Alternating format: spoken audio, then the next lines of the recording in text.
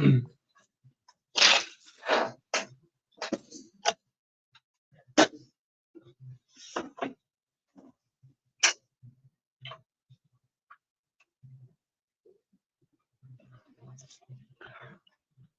you have the first panel video, the first panel intro video teed up? Yes. Yeah. Okay.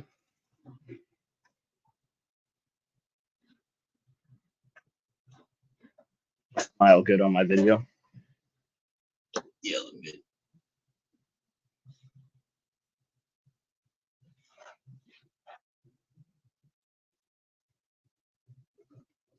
Can you mute me?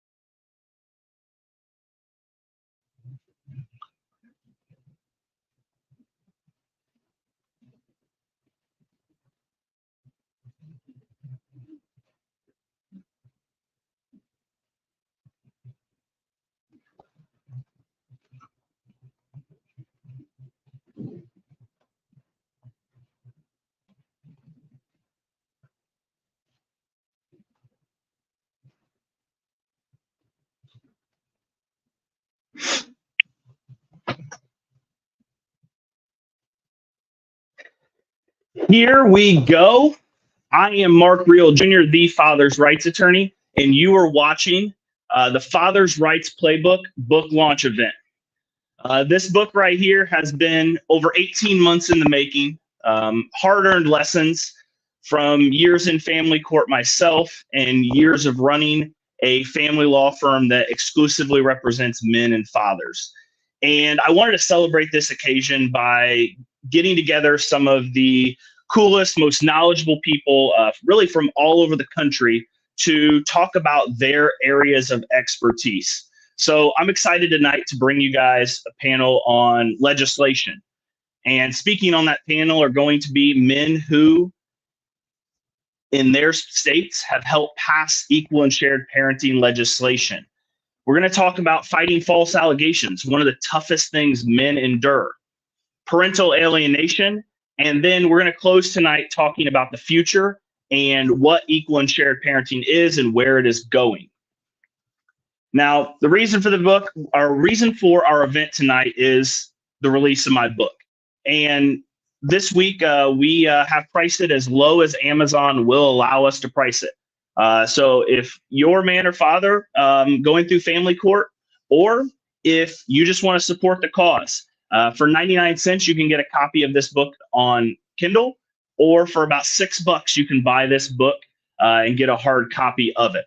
So I've said enough here for the intro, and I'm going to go ahead and cue up a video here to introduce our first panel tonight. Welcome to the Father's Rights Playbook panel on changing legislation. On this panel, we'll have moderator Kenneth Rosa, equal and shared parenting advocate and media personality from Missouri.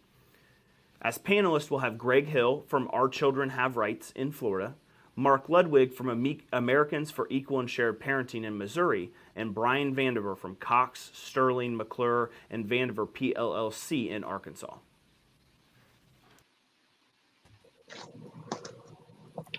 Excellent. And here we are. We got Greg and Brian on there. How you doing, good sir? Excellent. How you doing, Mr. Arkansas? Good, Mark. Yeah, unfortunately, we don't have, it said Kenneth was going to be the moderator, and he's a better looking moderator than me, but Kenneth has some other things going on, so I'm going to try and fill in. I don't have the personality he has either, so we're going to need the two of you to carry me through. No worries. But to get started, Greg, I've seen a lot of your work and very impressed. Thank you. Yeah, really impressed. Why don't you go ahead and introduce yourself? Give a little bit of your background and of your organization. Will do. And what you're doing.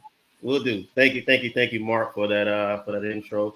Again, my name is Greg Hill. I am the CEO and co-founder of the nonprofit organization, OurChildrenHaveRights.org. And so the mission is to protect children's rights to have access to both parents equally by providing co-parenting resources. And so we do that with what we call our three pillars. The first one is education. A lot of our parents, when they come to Our Children Have Rights, they have no idea where to start the process of protecting their children's rights to have access to them. So we want to educate our parents first. And then once they have that education, we go into the next stage, which is our mental health.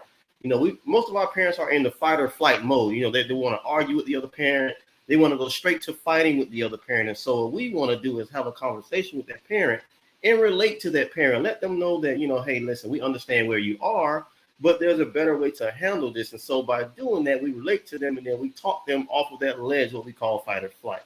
Right. So now we have the education, we have the mental health. Then our third pillar, which is our legal aid and documentation review. Now, we're not lawyers, but we have the lived experience to be able to help parents where they are. And so the main thing we want to do is help those parents with things like parenting plans.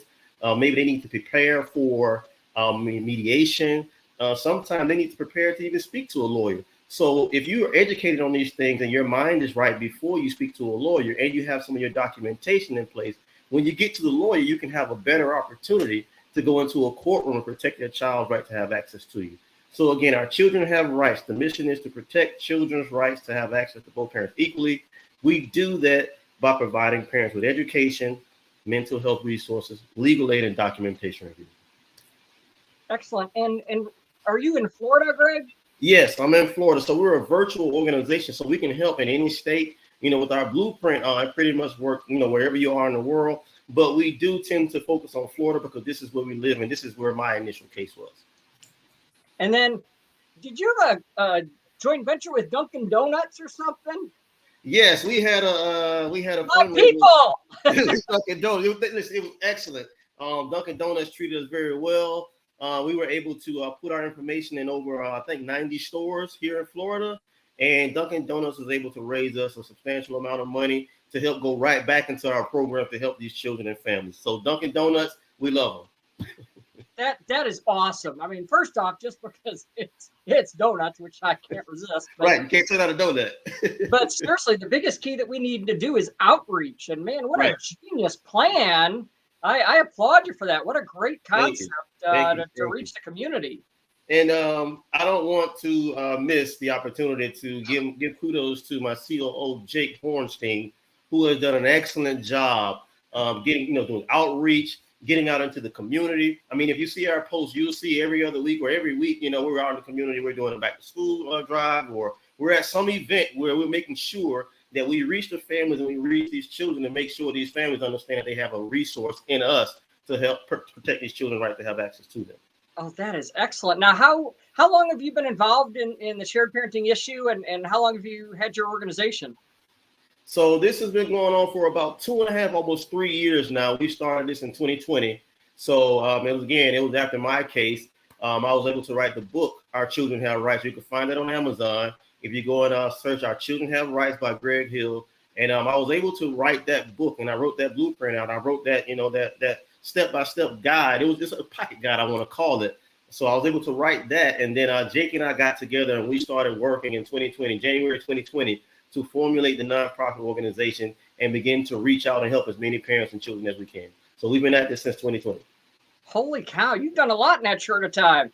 And you got started during COVID too then. Absolutely. That's one of the reasons why we're a virtual organization. So we wanted to keep the overhead down and make sure that, all those financials go back into. We wanted to make sure that those financials went back into the families. So that's one of the reasons why we're a virtual organization, because we didn't want to have the overhead of a building. So all our financials right now, so Jake and I don't take salaries, but we wanted to make sure all the financials, all the support we have go back into programming, go back into the families. That is incredible, dude. Highly impressive. Thank you. Very Thank you. impressive. Only And then we have a lot of work to go. Now, how many kids do you have? I have 2 personally. And how old are they? So I have one that is 5, and then I have one that is 6 months old now. But the boss is the 6-month-old. Okay. Oh, excellent. And then we'll introduce our other panelist here, Mr. Arkansas, Brian. Hey, Mark. I've had a chance to know Brian quite a bit over the last couple of years, and just have a tremendous amount of respect for him. It helps when you're meeting with legislators, when you've got a attorney meeting with them. So, Brian, go ahead and introduce yourself and your organization, and tell us a little bit about you. Sure. Brian Vandiver with Arkansas Advocates for Parental Equality. I'm a practicing attorney in Arkansas. I've been licensed over 20 years. I don't do family law. I do corporate employment law, but got divorced in 2016, and through that process realized that we needed a change, and got involved. Met Patrick Fraley and his wife Gina, both lovely people and just hard workers. They had already formed Arkansas Advocates for Parental Equality, and they were kind enough to invite me to tag along. And so we went to work, and we're fortunate enough in 2021 to pass what we think is the strongest 50-50 equal shared parenting statute in the country. Yeah, that definitely is the gold standard, hands down. People have been congratulating us on the Missouri bill, saying, "Oh, that's the gold standard." I'm like, no. Arkansas still has the title there. You guys did a great job on that. Mm-hmm.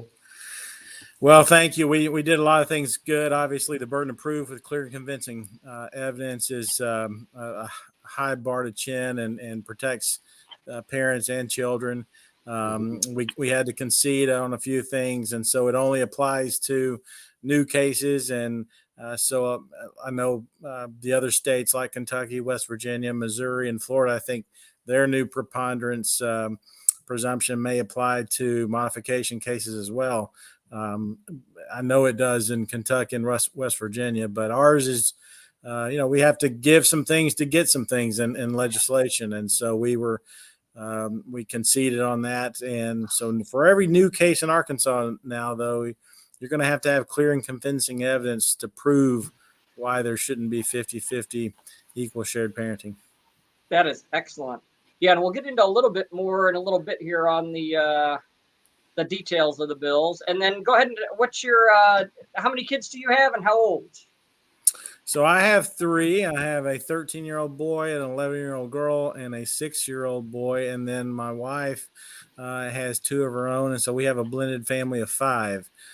So it's a lot of fun when they're all here. Yeah, I was gonna say that'll keep you busy. Right. Yes. Yeah.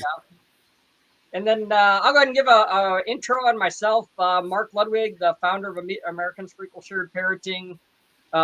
Actually been in the legislative arena for 40 years now, believe it or not. Wow. Started when I was in college and ran for U.S. Congress and got a chance to get to know a lot of big players in the D.C. area. Kellyanne Conway, that I knew her as Kellyanne Fitzpatrick, that ran President Trump's campaign. I was going to be one of her first clients, believe it or not. And I turned her down. And so her and I, every time we run into each other every once in a while, and she jokes, she's like, "You realize I got him elected president. You could have been there too." But ended up turning her down. I didn't have the money to pay what her fee was at the time.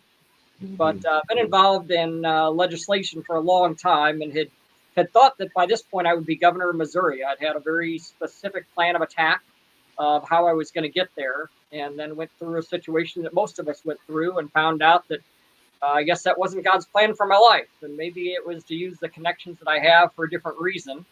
So I don't know if I'll ever become a candidate or not. Levi's 13 now, and he's at that age where he needs a dad, and he doesn't need a dad going back and forth between the Capitol and spending time with constituents. So kind of put it on the back burner, but very active politically still. Matter of fact, that's why I was late getting onto the, I don't know if I was making you guys late or nervous or not. We had kind of a neat thing. The next Speaker of the House was in town, and we had an event at the Anheuser-Busch Brewery. And then we have our annual, every year the Missouri legislators play the Illinois legislators at Busch Stadium. And we have a annual softball game, and it's a good chance for me to meet with a lot of legislators in one place. So there's about 70 or 80 legislators that are attendant between all the Missouri ones, but especially Illinois, because that saves me a trip to Springfield to get to meet with these people. So we had a little reception in the dugout before the game that I was trying to catch as much time as I could and speed home on the highway to get the internet connection. So I apologize for making you guys nervous about being late. No worries. But, so yeah, my passion is basically educating people, because I think so many people go into this meaning well, that they want to try and make a change, but it's just like anything else. You know, if you've never played baseball, you need somebody to teach you the mechanics of it. If you're going to be a plumber or an electrician, there's people that have learned things over the years that can save you thousands of hours and thousands of dollars worth of frustration. And by being around politics for 40 years, you learn there's a process, and it's almost like solving a Rubik's Cube. Once you know the pattern, you can do it every time. And that's the same way with passing legislation. So my goal is to try and educate 1,000 people across the country so they can be the ones making change. I don't want to be the guy who does the change. I'd rather be the guy who taught the people and they did the change. So that's one of my goals. But getting some of the specifics, I guess, why don't we start with you, Brian? Because first off, we do want to acknowledge Kentucky. That those guys there, I know Matt Hale and that whole group did a great job getting that Kentucky bill passed. Just like anything else, you got to break that 4-minute mile barrier, and they did a great job. And then you guys came along, and why don't we break your bill down a little bit if you can educate, because a lot of people may not know the standards of presumption versus clear and convincing. So if you can talk about the standards of evidence, Brian, briefly, and give people what we're looking for in each state, and why sometimes we may need to compromise in some states. Yeah, so most people have heard of burdens of proof like beyond reasonable doubt. That's in all criminal cases. And then in all civil cases, including family court cases, all states use preponderance of evidence. And that simply means the weight of the evidence one way or the other, and it can be as slight as a feather of evidence. The way that feather falls, that's enough to be a preponderance, and that's enough to determine custodial parent or every other weekend visitor in most states. And so what we wanted to do was change that dynamic. And there is an intermediary burden of proof called clear and convincing evidence. And so we wanted to take that and apply that. And that burden of proof has been applied in other situations where you're trying to protect fundamental rights, rights between parties, so that you need a little more evidence than a preponderance to change those rights. And parental rights clearly fits that role. And so what we did is we took that burden of proof and crafted a statute that says if the parents are going to disagree, whether it's from a divorce or a paternity case, either way, it applies equally to both. If they're going to disagree and can't resolve it on their own, then one of them is going to have clear and convincing evidence to the judge to show why the judge should not deviate from a 50-50 equal shared parenting. And it's a really monumental change. And already in the couple of years, we've seen the statistics nosedive in Arkansas. Divorce cases, in fact, have fallen more than 10%, and the same for orders of protection. And so we're seeing just a nosedive of cases in Arkansas, and we think that certainly our act has a part of that. Yeah, there's no doubt, and you guys did a great job holding on that. It's tough to hold on the clear and convincing, even though we all know it needs to be that. There's times when you have to make the call of, well, do we want to at least get something, start heading in the right direction? So you guys really did a great job of holding the line on that. Well, and I have to give the credit to our legislators who went to bat for us, because you have to have legislators who are willing to go to bat, to hold the line, and to tell the judges and to tell the Bar Association, enough is enough. We're tired of this nonsense, and we're going to do something different. And that's what we did in Arkansas. And we had strong legislators who weren't going to kowtow to the judges and the lawyers just because they were used to doing things the same way they had always done them. And we wanted to do something fundamentally different.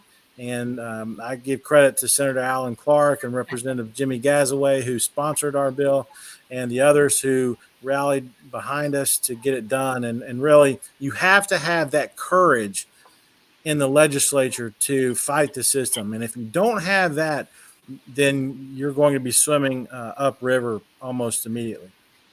Yeah, I think there's two lessons there for anybody watching this that wants to be getting legislation going in your own state. One is, yes, you don't take the first sponsor who comes along. So many people, they'll get one person that says, oh, yeah, I'll sponsor the bill. Guys, that sponsor is crucial. That's your determining factor there. You don't just take the first person as the pitcher of your team in baseball, as the first person as the quarterback on a football team. You need to make sure that you've vetted this person to find out, are they really going to stand and fight? How well are they known?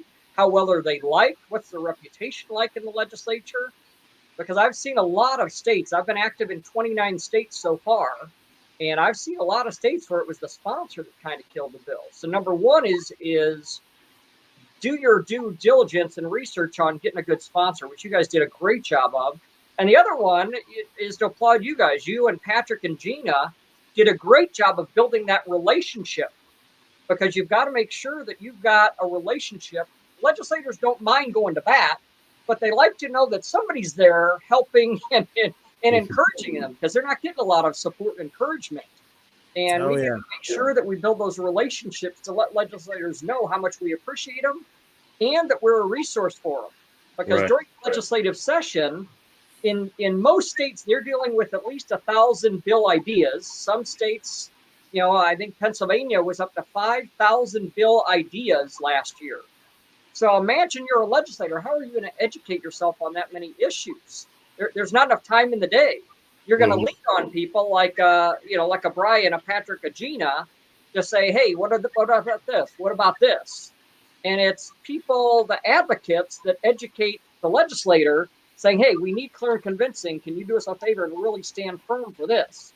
So like I said, I think it was a great team effort. You need both things, and you've got to have that, which you guys did a great job of building the relationships. A lot of those relationships are not built in the Capitol. They're built going to other events. I know Patrick and Gina and Brian were going to all kinds of campaign events and getting to know these legislators outside the Capitol. I always tell people, if your first visit with the legislators inside the Capitol, not to be rude, but you're worthless to them. Mm-hmm. There's 2,000 people calling for them in the Capitol walls. That's why I wanted to meet those legislators tonight at Busch Stadium in Illinois. They'll remember me if I met them in the dugout at a Busch Stadium. If I meet him in a Capitol, I'm one of 2,000 people. I don't stand out. So you guys did a great job there. And then, Greg, I don't know how much involvement you had with your Florida. Had one heck of a year today. Yeah. This year, getting a 2-for-1 with the unwed fathers bill that you guys got. Mm-hmm. Yeah, we just signed. We just passed. I think DeSantis signed an order, the Good Dad Act, which is going to be a great tool to go along with what was already in place for the state of Florida, because state of Florida had somewhat of a presumption of 50-50, but this makes it stronger, because originally the language was an unwed father has no rights to the children until he establishes paternity.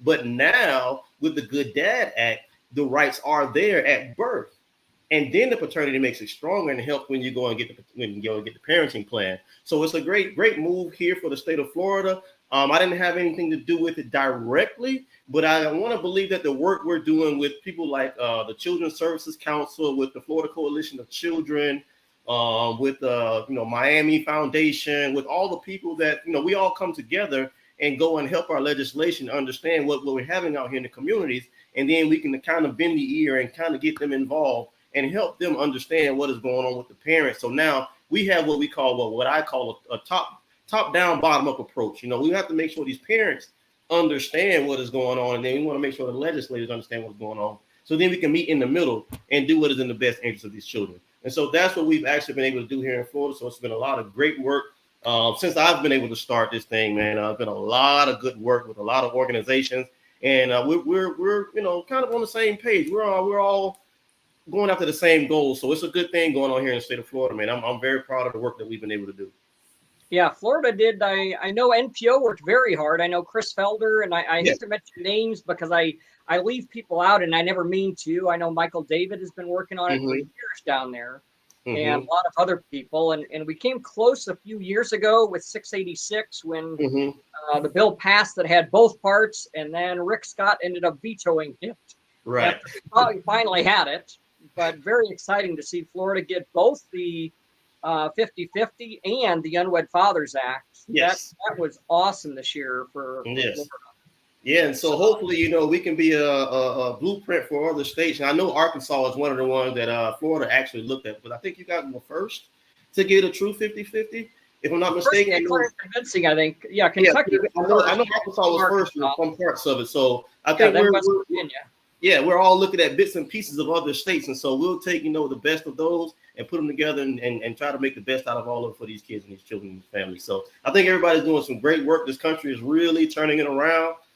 We have a few states that have already gotten it done, but we need more. So hey, let's keep the work going, guys. Keep it going, and listen, we'll get it. We'll get it. Yeah. Mark, who do you think's next? Right. Well, we've got a few. Well, first, with the Missouri, we got a 2-for-1 in Missouri this year. That was kind of exciting. The primary bill that passed, SB 35, wasn't originally an equal shared parenting bill.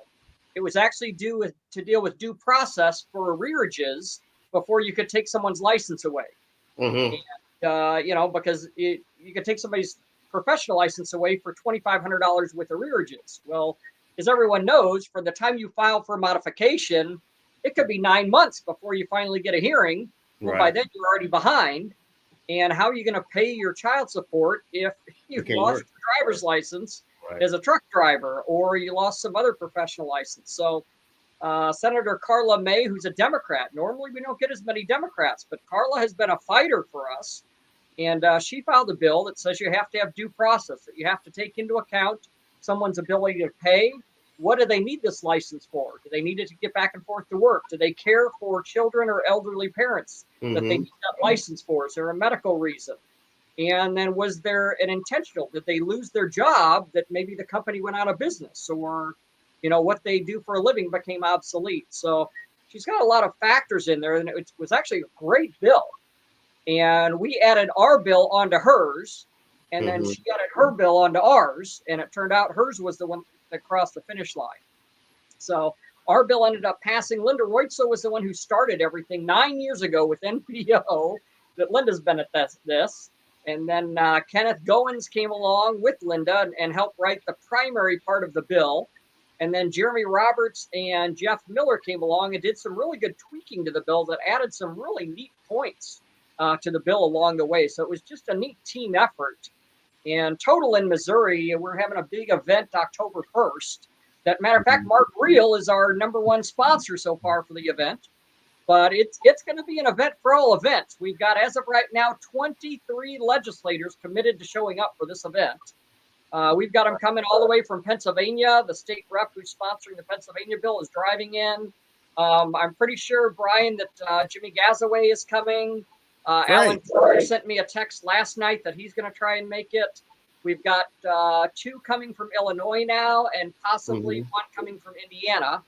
Plus 6 senators from Missouri, 3 candidates for governor in Missouri, and 13 state reps from Missouri. So it's going to be a neat little, I've got signed copies from the governor of the bill for each of the 6 people who worked on the bill.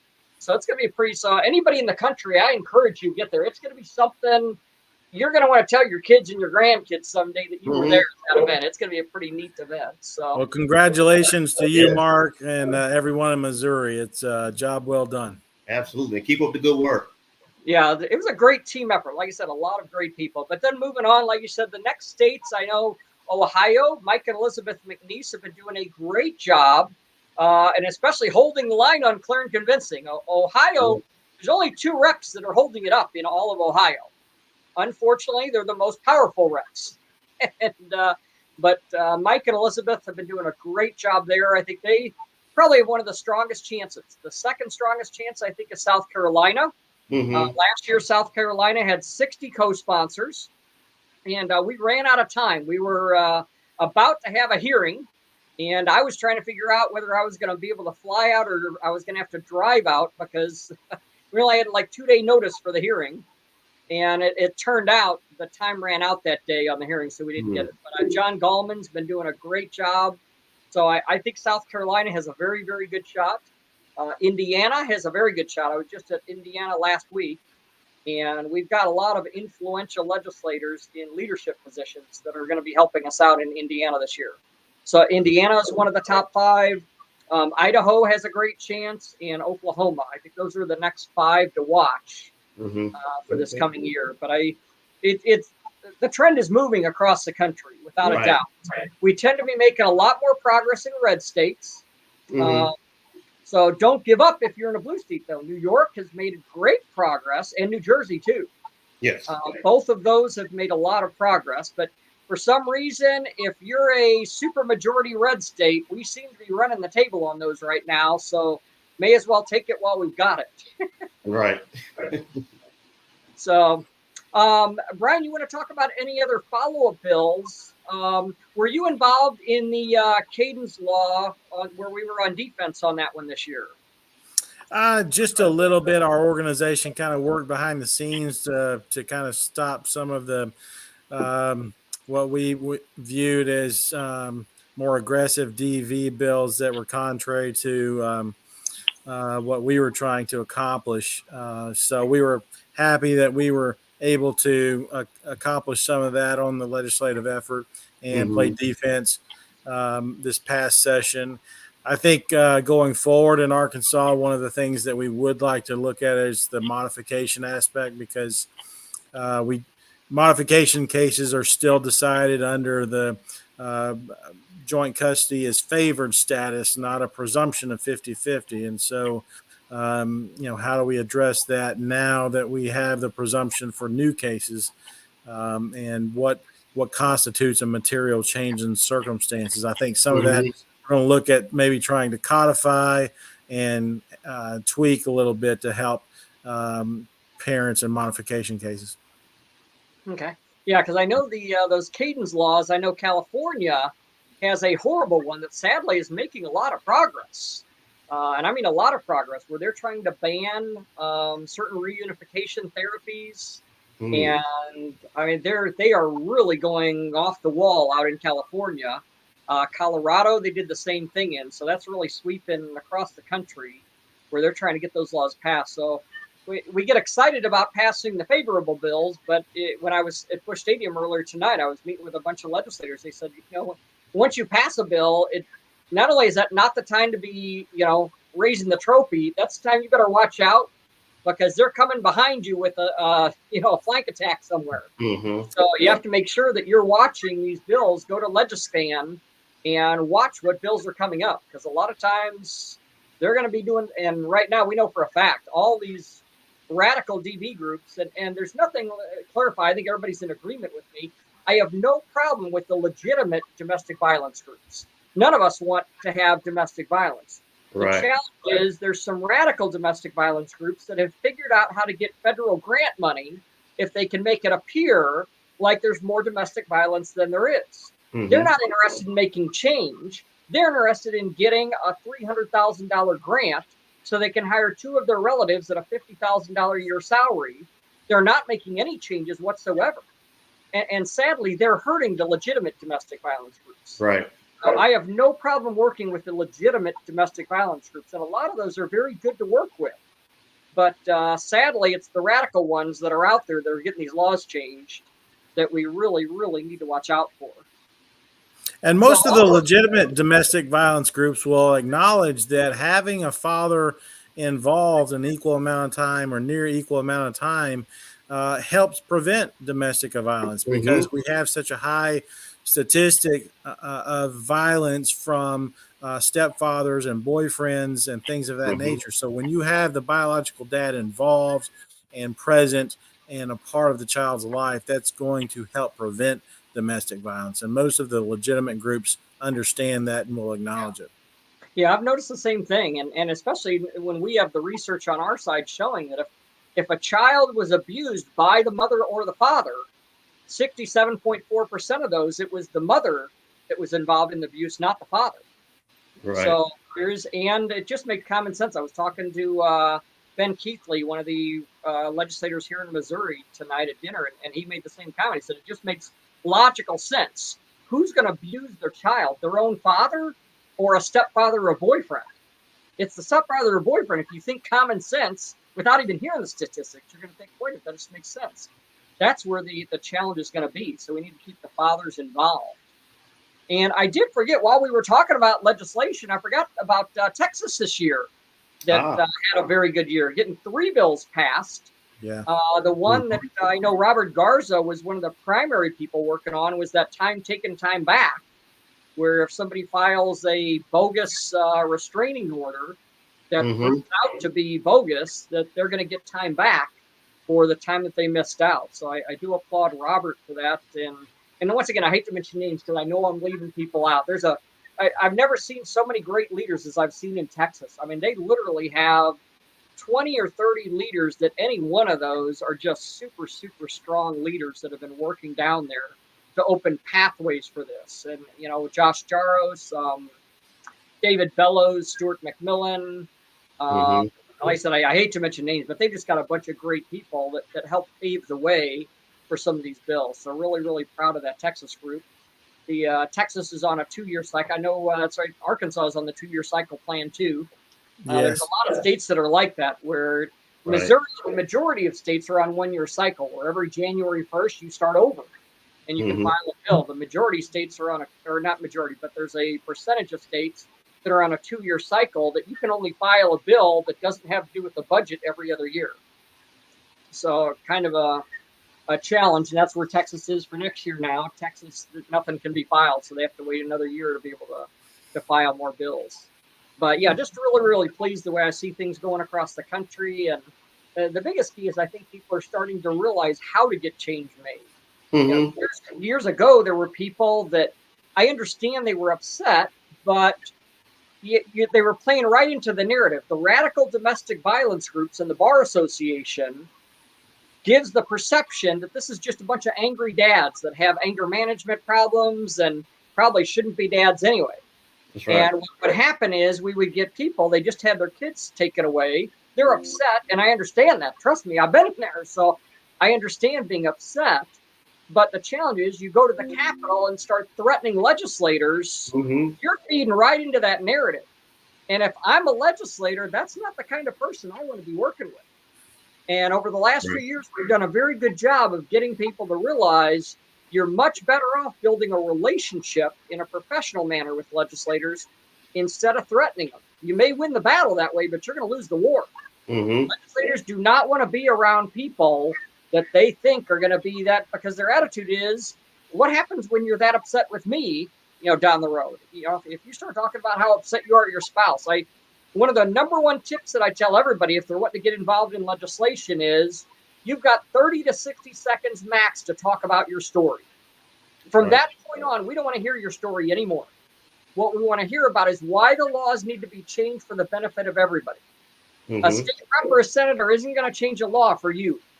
They're going to change a law because there's a pattern that's affecting a lot of their constituents. So the longer you talk about your own situation, the more you're turning that legislator off. You've got 30 to 60 seconds, summarize your story, and immediately transition to why this is a problem that's pervasive throughout their constituency. And I know, Brian, you noticed the same thing down in Arkansas, talking to legislators. You just can't be talking about your own case. No, you've got to have your elevator speech ready and to go. We had a one-page flyer that we used very effectively to educate legislators with bullet points. And then, of course, we had the research available electronically. And we also bound it for the committee members and, give them that information, educate them. Because a lot of them just don't know. They don't. You have to make an effort to educate legislators and teach them why this is important and why it needs to change for the benefit of everyone. And I think we did a really good job at that. Yeah, I think that's one thing a lot of people don't understand is the majority of these legislators, they aren't aware. If they haven't been through a divorce themselves, I'm the same way. Until it happened to me, I didn't know it was a problem. I knew people that saw their kids every other weekend. I just thought it was normal. But all of a sudden, when you realize it's your kid who's losing the right to have their own dad in their life, and I think that's the other key too, when you're talking to legislators, don't talk about father's rights. Don't talk about my right as your dad. Talk about your child's right to both of their parents. Because legislators don't have a lot of sympathy for dads. But I'll tell you what, everybody's got a place in your heart for kids. And that's where I love the title of your organization, Greg, with Our Children Have Rights. That's exactly what we need. And so somebody like you contacting legislators with your organization carries a lot of weight.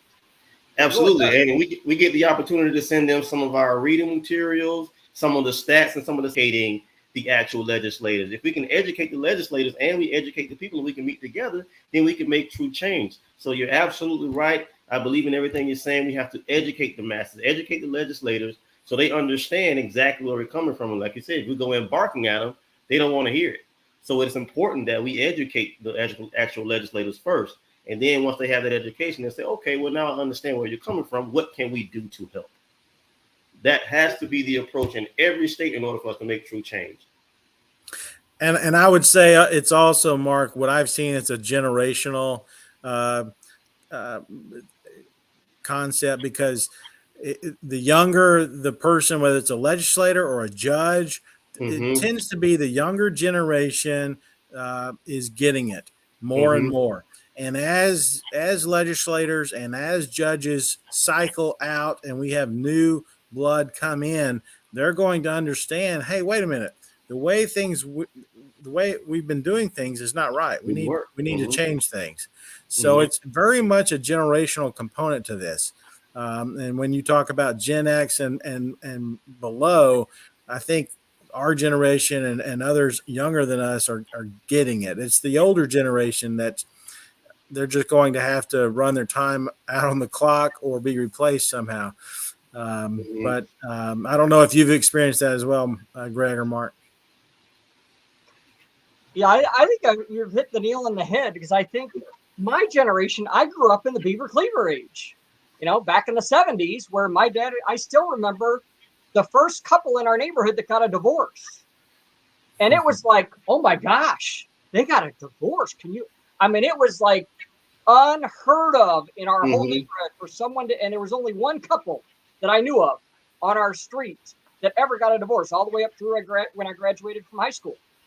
And nowadays, good luck trying to find only one couple on a street that got a divorce in 18 years on that street. But I'm not exaggerating. On my entire street, there was only on Marvale Lane, only one couple got a divorce in 18 years that I grew up on Marvale Lane. Times have changed so much. And so that's why I think the younger people growing up, if their parents weren't in a divorce, they know somebody who was affected by it. And so that's it. The younger legislators, the younger judges, it's just become, they've heard the horror stories of kids who grew up as an every other weekend, suitcase, and realized they wanted two homes, not visiting one home and living in another. So I think you're right. I think you're absolutely right, Mark. If it wasn't us, then we know someone who's been affected by this. So we've all had a touch in this some way or another. And so we all understand that this is a real issue. And now we have people seeing the remnants of what has happened with the laws in the 80s and 90s. And now we're trying to work together to make some true change. So I absolutely agree.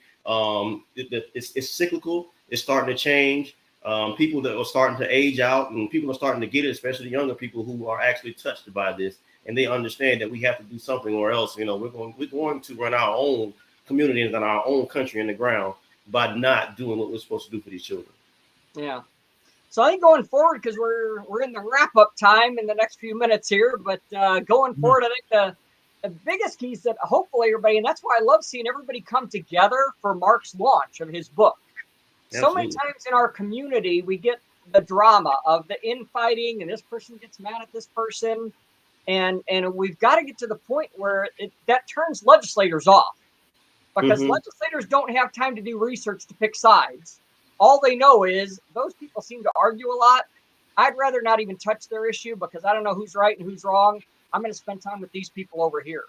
So you're always going to have disagreements. There's over 1,200 shared parenting groups in the community. Right. You're not going to get along with everybody. It doesn't matter. We need to keep our disagreements to ourselves. What is the data telling us?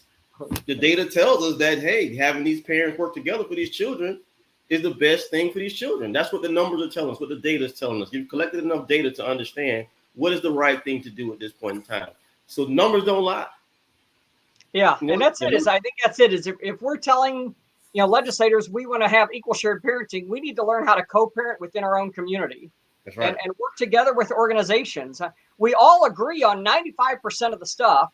So instead of focusing on the 5% we disagree with, let's work collectively. If we could all work together, it would be a done deal across the country. So we are starting to. I'm very encouraged. I'm on at least 4 or 5 conference calls a week with some of the leaders that have put together different conference calls, and it's kind of neat to see these calls coming together. I do want to put a last-minute plug in for our event on October 1st, because that's the same thing. That's open to, as of right now, we have over 20 organizations that are tapping into that event and going to be a part of it. We're going to be announcing some new things that we're going to be starting. I've already been working on them for the past year, but I've sort of kept them kind of behind the scenes for people, one of which is a new National Legislative Fatherhood Caucus, which is a group of over 60 legislators across the country that have worked on equal shared parenting bills or other bills that affect fathers. And, just like anything else in Washington, D.C., you work with caucuses, because if you get one vote, normally you get the whole group of votes. We're going to try and do that across the country to get legislators connected to other legislators to really help move this forward. Because as they're talking to another legislator, if they're in a young state that's getting this going, and there's only 2 or 3 of them working on it, when they can say, hey, I was just on a conference call with 60 legislators across the country, that gets the attention of their colleagues in their state. So I'm going to be announcing some of the details on that on October 1st. And then we've been working on some Title IV D reform changes at the federal level. I think a lot of people may be aware Andy Biggs filed the first bill in March, trying to whittle away at Title 4D. Andy and his wife Cindy are very strong supporters. They've actually spoken at one of our AFESP events. Andy is the chair of the Freedom Caucus in DC and a very, very strong supporter of our issues. So there's some things we're going to be doing at the federal level that we're also going to be announcing on that day. So if anybody can make it, go ahead and either contact Mark Reel, contact myself, and we can get you some information. We're doing a VIP reception at 6 o'clock that day, where you get a chance to meet all the legislators and get your pictures with them, and then a main event at 7. But as I said, Mark, and there he is. But Mark's one of the major sponsors right now. He's the only major sponsor of the event. So if anybody's interested in information, contact either me or Mark. And then the last thing that we do want to close with, because the whole purpose of tonight was to help promote Mark. And he didn't pay me to say this, but just very sincerely, we need to support people in our own community. And the power and influence that we have as a community, if we can help him become a bestseller, that gives credibility to the whole community. So we need everybody out there buying a book, especially he's already got the price as low as it can go on Amazon. I think he said he's sending me one, but I'm going to buy one anyways, buy several actually. I encourage everybody very sincerely, we need to look out for our own in this community. And so I encourage everybody, get out there and get a copy of his book. And I just love the fact that so many organizations have been promoting this. It has been so cool to look in my Facebook feed that I remember 4 years ago, all we saw was infighting. This person's mad at this person. This group's mad at this. For the last week, I can't tell you how many times I've seen Mark Reel's picture on there. And I'll tell you what, it makes me feel all warm and fuzzy to think, you know what? This community's coming together and we're supporting our own. So Mark, we're all proud of you. We're all happy for you. And I guess we're wrapping up our segment here. Hey, thank you so much, all three of you for taking your time, and then all three of you have promoted the event for the past couple of weeks. I really truly appreciate it, and I think I speak for all the viewers in saying that was some amazing discussion, amazing content that people will be able to take back with them and make some moves and make some changes in their state. So thank you to all three of you guys. So. Thanks for hopping on. We need to give a shout out to Kenneth Rosa, who wasn't able to make it. Kenneth, I'm sorry I'm not as good looking as you, but I tried to fill in for you, buddy. All right. Thank you, guys. All right. Thanks again. So now we are, that was an amazing panel. I sat here and listened to every minute of it. Those are three men who have made major impacts in the equal and shared parenting community, major impacts in legislation, and just major impacts for men, fathers, and children in their communities. So the next panel, we're going to dive into more of a legal topic here, and that is fighting false allegations. And we'll go ahead, we'll hit the intro and introduce you to our panelists. Welcome to the Father's Rights Playbook panel on false allegations. On this panel, we'll have moderator Chris Cole, host of We the People podcast. As panelists, we'll have Ryan Dreyer, senior trial attorney at Real Father's Rights, and Melissa Isaac of Isaac Law Firm in Montgomery, Alabama. We are live, Ryan. How are you? I think you're still muted if you want to unclick that.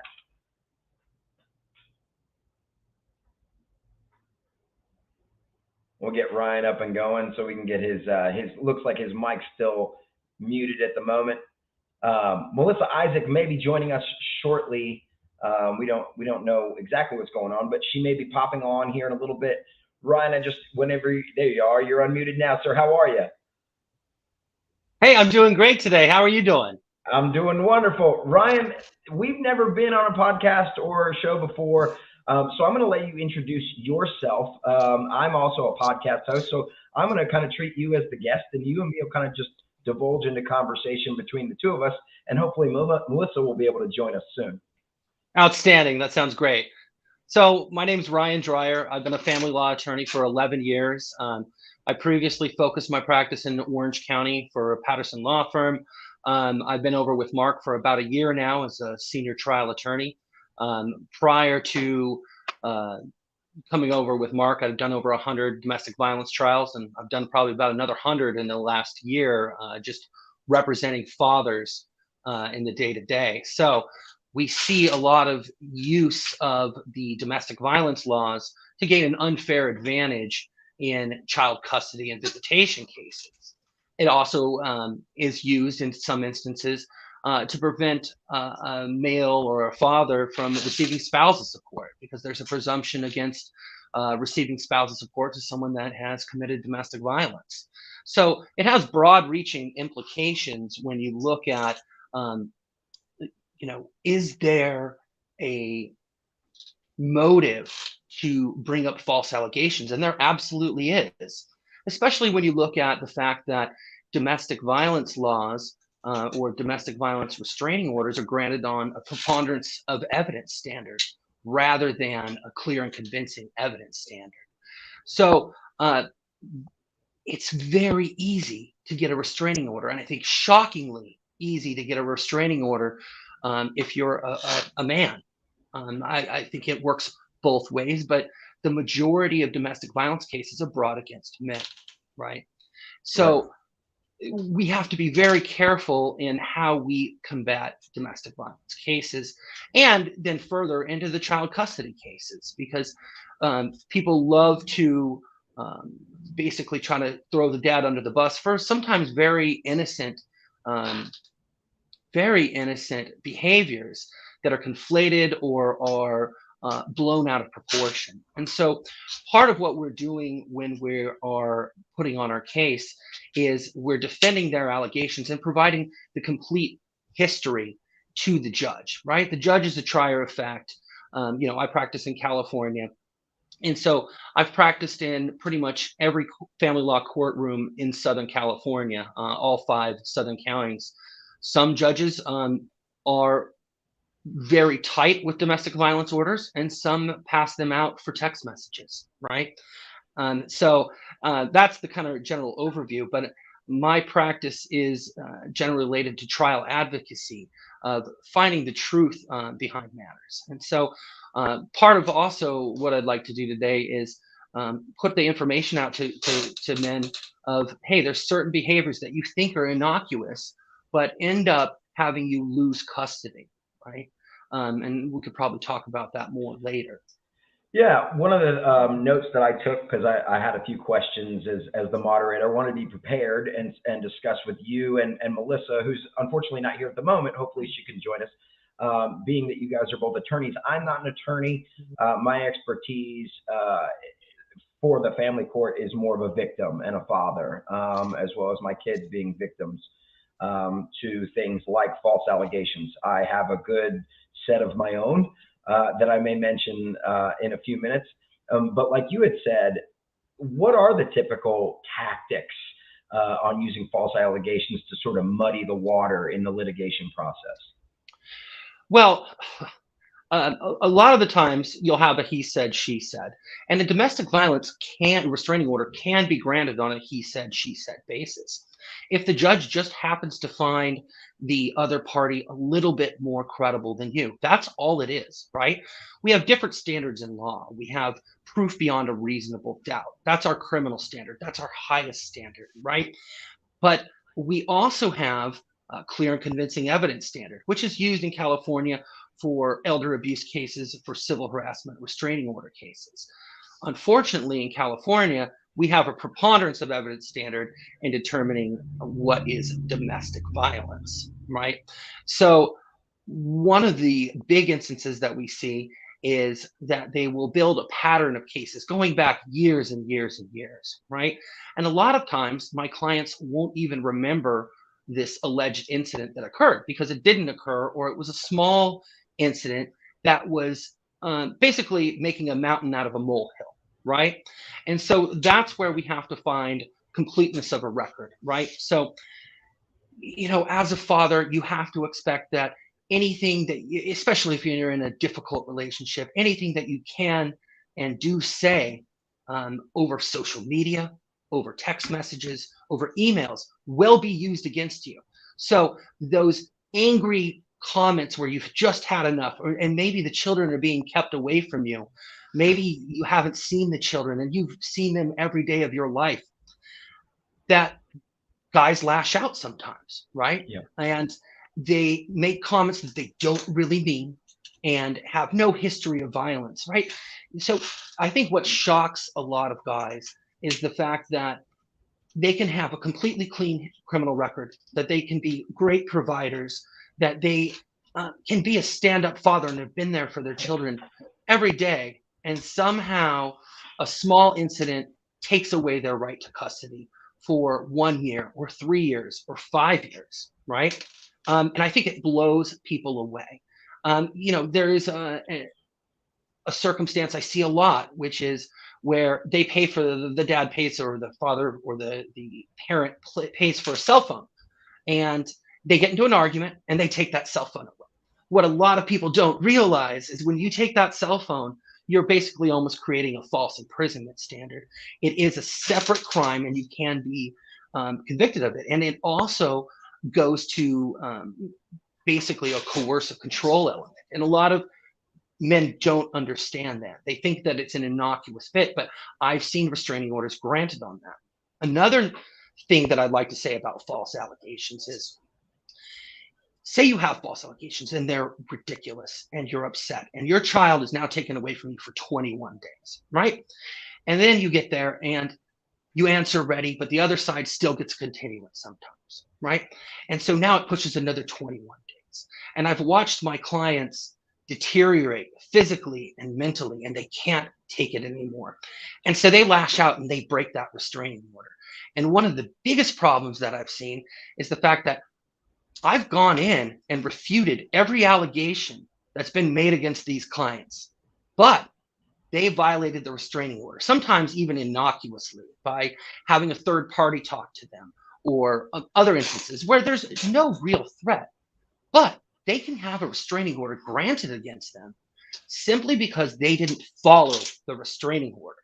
And I think that blows a lot of dads away. It's like, wait, we just proved that all of these statements were lies, right? We brought in other people, shown them to be a liar, but there's a sustained allegation of them breaking the restraining order, and the restraining order is granted on them. And that's one of the saddest parts. Our law firm, what we like to do a lot of times, and I don't want to tip our hat too much, but I answer ready on the first time, right? We get, as a responding party, you get the ability for an automatic continuance. What I like to do is show up that first day ready to play. I bring my witnesses, I bring my evidence. I don't let them get entrenched in the lie. I don't let them get entrenched with their witnesses, right? Mm-hmm. And we go at it right away. And I think that's a great tool. Now, if you need more time, you need more time. But every delay, especially with fathers, means that they're out of their kid's life for another 21 days, right? Mm-hmm. And so, to me, I don't think a lot of people really realize, yes, we've got to be safe, right? Yes, we want to provide everything, but they don't realize the impact, the mental and emotional toll that it has on these people, right? And sometimes the court's not available and it's continued another 21 days. And I've literally watched my clients deteriorate mentally and emotionally. Well, the courts don't realize that getting it wrong is also abuse. It's abusive to the kids. It's abusive to the innocent person. So they, going back to your discussion about, we went sort of into legislation into this. Just for a second, let's talk about the preponderance and then clear and convincing. We don't have to get into the higher, which is beyond a reasonable doubt. But like you said, when you mess up, when you make the wrong decision, do the courts just think, well, he may have done something, he may not have, but it's best and they're safest if we just rule on this and we don't let them see their father. They don't see that as abuse of the children or the parent. And that's true. I've spoken with Mark about this, and there's the whole issue of disturbing the peace of the other party, right? And that should be conduct that's so extreme and outrageous that no person should bear it. And and our thought has been recently, well, isn't it disturbing the peace of the other party to bring up false allegations and keep that child from them? Is not that domestic violence as well? Right. Is that not something that we need to deal with, right? Right. So it's very difficult because, you know, a preponderance of evidence standard, if in the hands of the wrong judge, if they find one sustained allegation, you might get a 3-year restraining order off of that, Right. right? Even if you're not the principal aggressor, right? Even if you're, because a lot of guys aren't going to go out and file a restraining order when they could have, right? Yeah. And then when you bring it up that you were just responding to the behavior after the fact that they filed, it just looks retaliatory, right? Mhm. So that is another issue which I really encourage men to get beyond, you know, the whole, you know, rule that I'm big, I'm strong, you know, they're not a threat to me. No, they can be a threat to you. If they push you around, if they slap you, you need to bring your own restraining order, and you need to bring it first. And that's where they get to the issue of race to the courthouse, right? Who gets there first? Because anything that's filed afterwards looks retaliatory, right? Yeah. But so a clear and convincing evidence standard is going to be a higher burden of proof. It's not just going to be a he said, she said, and the judge decides that on credibility, right? Right. You need to have extra evidence. You need to have corroborative evidence or demonstrative evidence or documentary evidence, such as text messages, emails, all of those type of things. And that's where, you know, you really have to be so careful on the preponderance of evidence standard. You have to address every allegation that's put in front of you. Also, you have to object to stuff that is not put in the initial pleadings or paperwork because you didn't have notice to that, right? Because really what's a key, if you have a third party witness, right? It's a he said, she said, and I've got a third party witness that's actually seen something. That person's going to win every time with that third party witness, unless you can impeach their motive, their credibility, right? Their bias in that. Correct. And sometimes people just see things wrong as well. And pointing out that I had one a couple of months ago where she claimed that she saw him following her on the 405 freeway, going 70 miles an hour in a Charger, a black Charger, which is, you know, a very common car, and that she knew it was him, but she couldn't see the license plate. She couldn't see anything else, right? But she testified on that. And so we had to go through, and I spent a lot of time grinding her down, making her, showing, you know, or at least intimating that what she saw couldn't have possibly happened, right? Correct. I've had another one where they claimed that my client, when he was standing outside at 5 a.m. getting ready for work, that the stepdaughter was flashing her breasts at him. Right.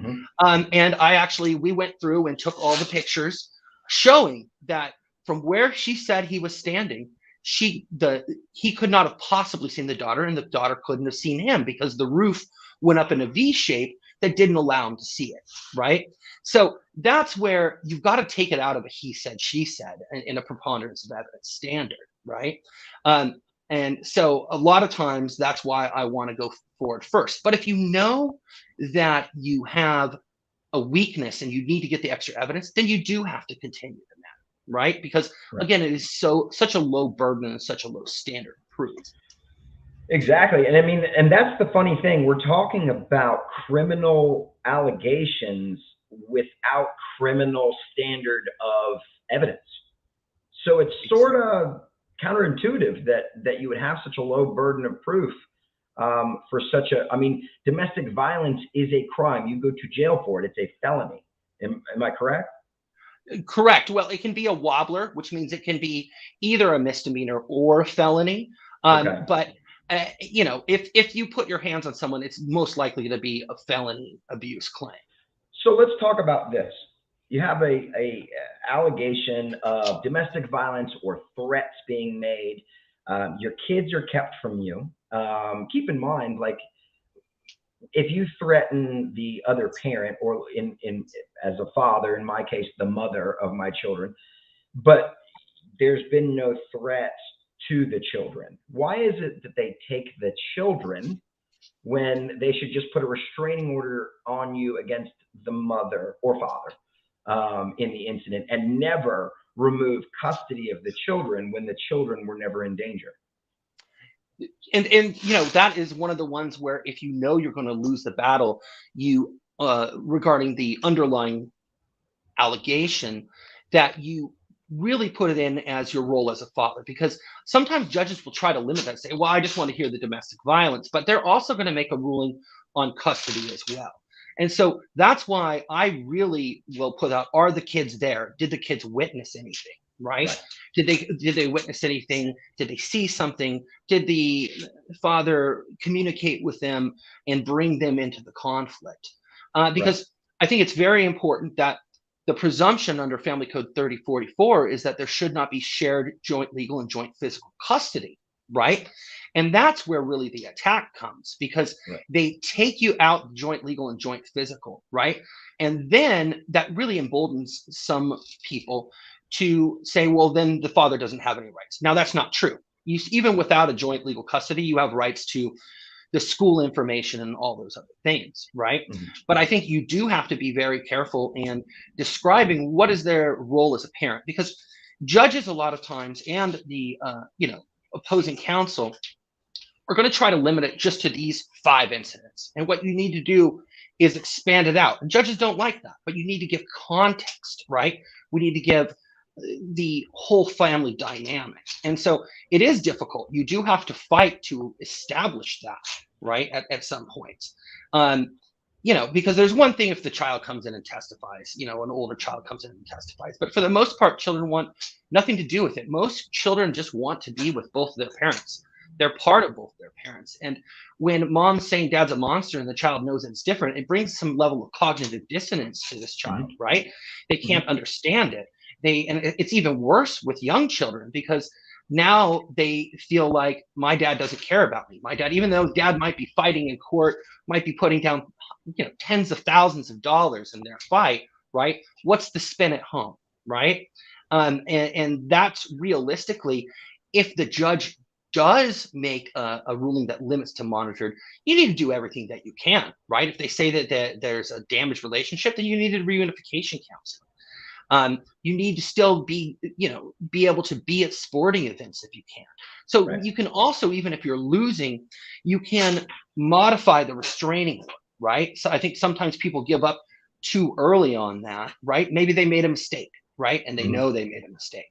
Then we want to try to whittle away and mitigate the damage that comes along with it. Yeah. So when we go back to that part where we'll kind of paint the picture here, we started with, all right, a false allegation can be delivered with preponderance of evidence. A judge will immediately probably put a restraining order on whoever, apparently, allegedly committed this offense. Usually, unfortunately, they, like we just said, they do it not only with the mother or father, but with the kids too, to protect everything. Time goes by. That restraining order lasts, I guess in your state, it's 21 days. I don't know if that's universal. I think it's 30 days here.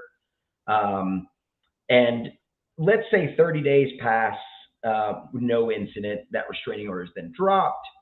You get to see your kids. Maybe you're awarded every other weekend for the moment. And then the judge will work out a exchange situation where everything's safe, in front of, let's say, a hospital with cameras. I'm just speaking a little bit from experience, which I think is ridiculous when there's no incidences of violence. But my question is, so once we go all this time and these allegations, let's be honest, Ryan. If I or you or any man or woman wants to hurt someone, we can make it happen. Most people don't sneak around and just show up in Dodge Chargers and drive by and go by the house. And, most of the time, anyone who's ready to commit violence can commit it, and there's nothing that anyone can do to stop it. So even with a restraining order, someone who's willing to commit violence is not going to be deterred by a judge's order, because usually violent people are not very stable. So let's say months go by, right? You have your kids every other weekend, and then 6 months, a year, right? You file to modify. You thought, the original restraining order is gone, and you can't get your kids. by this time, shouldn't the court sort of look at the history of these allegations as frivolous and without any merit? Because at some point, whether it be me or anyone else, a mother or father, who's been convicted of these dangerous things that they may or may not do, couldn't we have already done them by now? Well, yes. I mean, the court, their first thing when they're granting a temporary, at least, is to make sure it's a safe situation, right? Sure. But I think one of the arguments, once, let's say a person has been granted a permanent restraining order against them, right? Once they've done the anger management classes, because generally they're going to come with a 52-week batterers intervention class, once they have dealt with their substance abuse, that's where we call in California, you've rebutted the Family Code 3044 presumption, right? Mhm. Which is very important because in California, you're not going to get anywhere until you've rebutted that presumption, right? So you have to do the work, even if you feel that it was wrongful against you. You number one, need not break the restraining order. So you show the judge, look, I've played by the rules. And I'll tell my clients, like, look, you've got an uphill battle, but as long as you jump through the hoops, because they're going to put through the hoops, right? But what's most important? You can feel aggrieved, you can feel damaged, but that doesn't get you your children back. That doesn't get you back into your children's lives, right? Right. And so what I would like from them is to show, look, this is the relationship I had before the restraining order took the children away or limited my time. Look, and I will say, fathers that have been there in a positive role in their lives, they don't get screwed over as bad as other fathers. And that's not always true, right? Not always true. Sure. But generally speaking, you can show, look, I've always been in these children's lives, and me not being there is actually damaging to them. And so that's where sometimes you're also going to need expert opinion. You're going to need the children to see a therapist or a reunification for that person to say, look, the children are actually being damaged by father not being in the life, right? And we can look at the statistics, of children's success when they're raised without their father, right? They're all out there, and that's not my purview. I don't care about statistics. I care about each individual case that's in front of me and Sure. winning it for my client and getting them that result. And I don't even care how it's done, so long as it's done, right? I'm results oriented, right? Sure. So whatever gets us there. But I think, yes, it's difficult, and we can say that, hey, the system's stacked and it's unfair, and I can complain all day long. But that doesn't get me my kids back, right? That doesn't get me every day in their life. And so what I would say is, if someone who's stuck in this position where wrongful allegations have been upheld against them, that you need to take every bit of time that you have in this kid's life and maximize it. Don't be upset. Don't badmouth the mother. Don't do all those things. Because you know what? In the end, these kids are going to get older. And if mom's generally crazy or she's a habitual liar, these kids someday are going to see that, right? Mm-hmm. And they're going to come back around.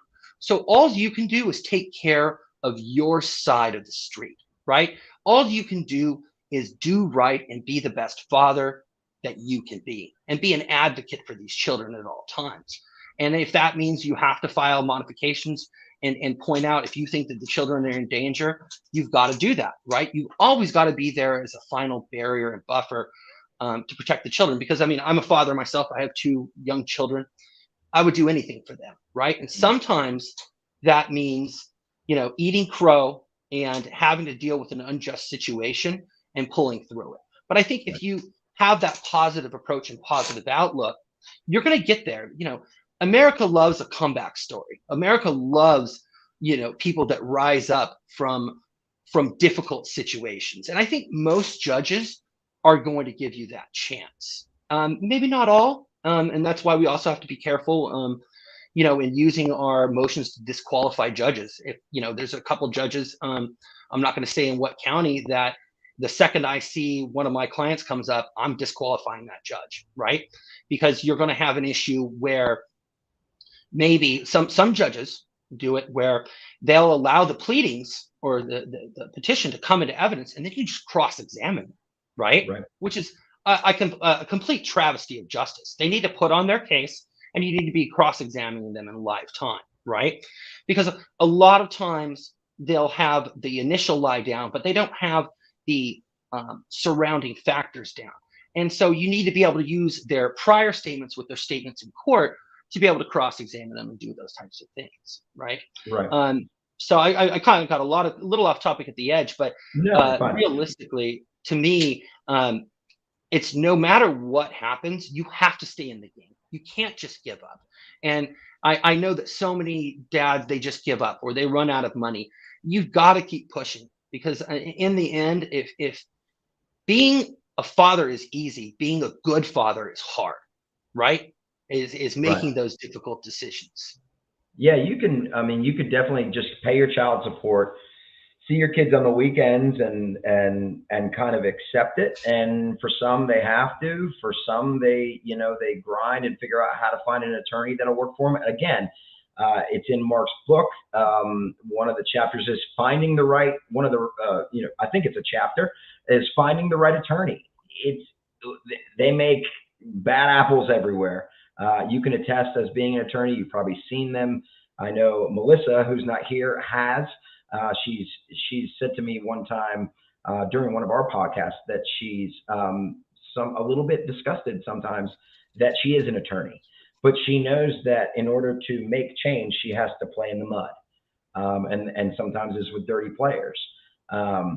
What do you think?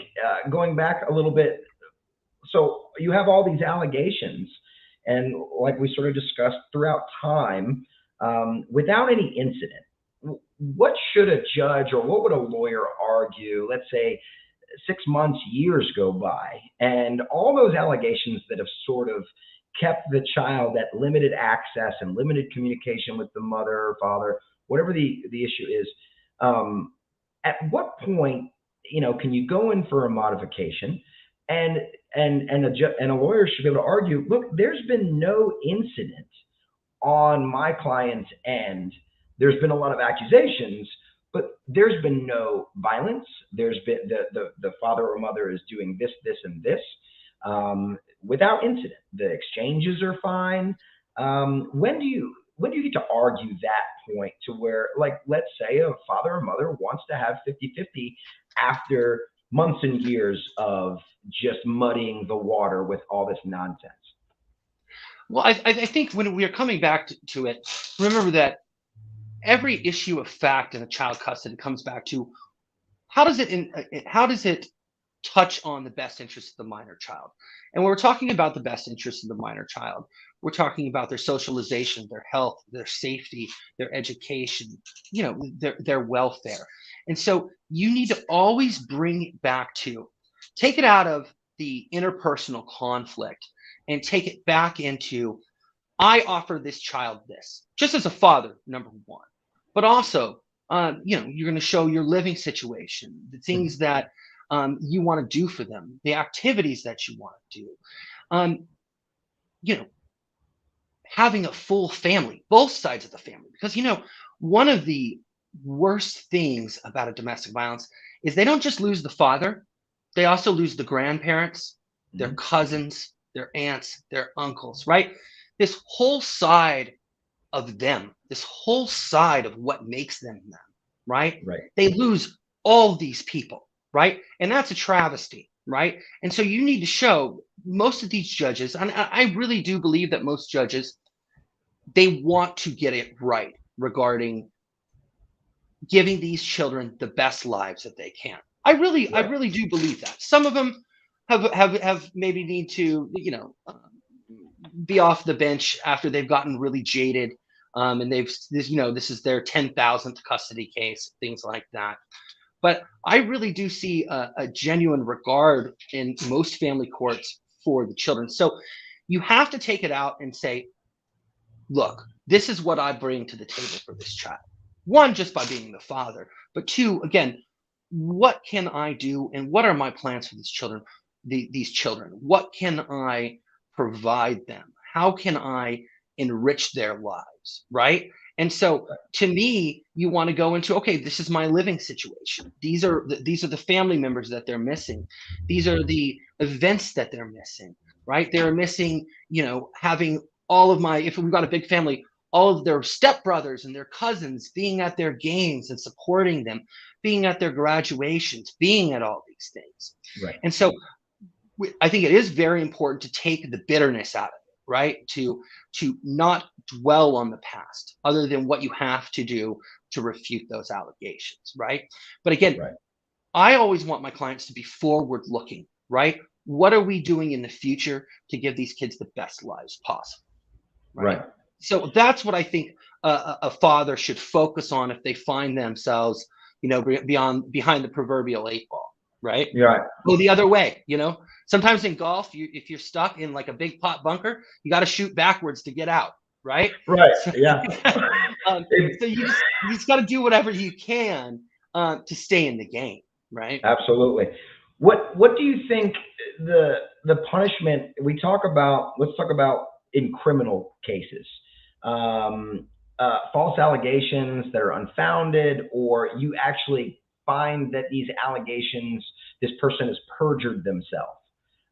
What should be the punishment in family court? So do you find that perjury is sort of disregarded and looked at lightly in the family court? We're not throwing moms in jail for lying about any of this stuff, right? No, and that is the sad part, is that even when you catch someone in a straight lie, I mean, half the time what you'll get is, oh, well, that was the paralegal that helped me, or I went to the self-help center, the domestic violence center, and I didn't even write that. I didn't even know. So you've got to stick them. And when you've got that, you've really got to put that forward, because again, you can totally refute it, and nothing comes of this perjury. They might dismiss it, but I've never seen a judge, even when you catch someone in a bald-faced lie, right? I've never seen perjury brought. Now, some of the things in California, you need to. There is code sections. They're under 3027. I think it's in section B, maybe B1, that basically false child abuse allegations can be a basis for changing custody, right? Absolutely. And so what I think you've got to do is, once you win the DV, you've got to follow up quickly, right? And make and move for a change of custody to sole legal and sole physical to you, and put them on monitored supervision, right? Absolutely. So that's the other part, is being a little bit more aggressive. I know a lot of times guys will get back to an equal custody, right? But the danger's still there, because there has never been any consequence to filing that. And, and I've spoken with Mark about this, because we understand that we don't want a chilling effect on people bringing legitimate domestic violence restraining orders, right? Correct. But there has to be, and this is more on a legislative basis, there has to be some kind of teeth, whether it's a mandatory fine or a sanction, or evidentiary sanctions, something like that, right? So because I've, in so many cases, I've been shocked, especially since coming to Real Fathers, because I do more domestic violence cases, how often I win, right? Because if these are granted, how often I win after they've been granted. Like, Right. It shouldn't happen, right? Right. It shouldn't be happening, and we win all the time, right? And I'm not saying that we guarantee that we win, but we win a lot more than you would think that we would win, Right. right?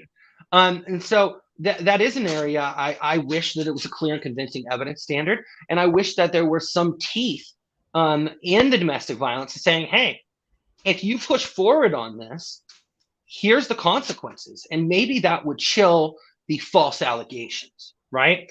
Because otherwise, what are we set with? We're set with the rules of evidence. We're set with objecting to hearsay. We're out of court statements, the right to confront witnesses, right? The right to put a full record. They're going to have a text message. I need that full record of all the text messages that came before, right? Right. I mean, because I think it is ridiculous, the fact that some of my clients have to basically have a GoPro on them at all points, because they're constantly recording everything. And Sure. that must be, I have nothing but pity for people that have to live a life like that. I thought about wearing a body cam. Yeah.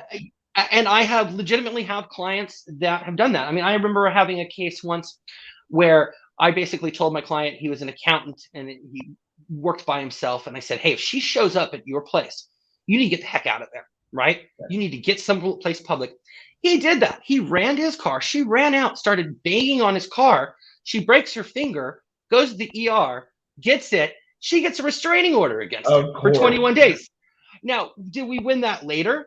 Yes. But again, 21 days without seeing his child. And it's like, what else was the guy supposed to do? It's right? another And hoop it's to like, jump through. Yeah. yeah. So I think one of the best or the biggest things about combating false allegations is pre-planning and knowing, hey, this might come up, and what am I going to do? Right? What am I going to do when things are heated? Am I going to back away? Am I going to, try to get witnesses around? If you think it's an actual possibility and you think that they're gearing up for it, the best prevention is planning for it and Yeah. being ready for it, right? Yeah. Because by the time we get into the court of law, the deck's already stacked against you. And yeah, you can get out of it, but if you had just turned on that camera quicker, or you had refused to be caught alone with them, right? Or if you had refused to engage them in text messages and these other things, that's probably your best playbook right there, right? Right. Is to already have thought out the implications and what they're going to do and taken measures to prevent it. Yeah.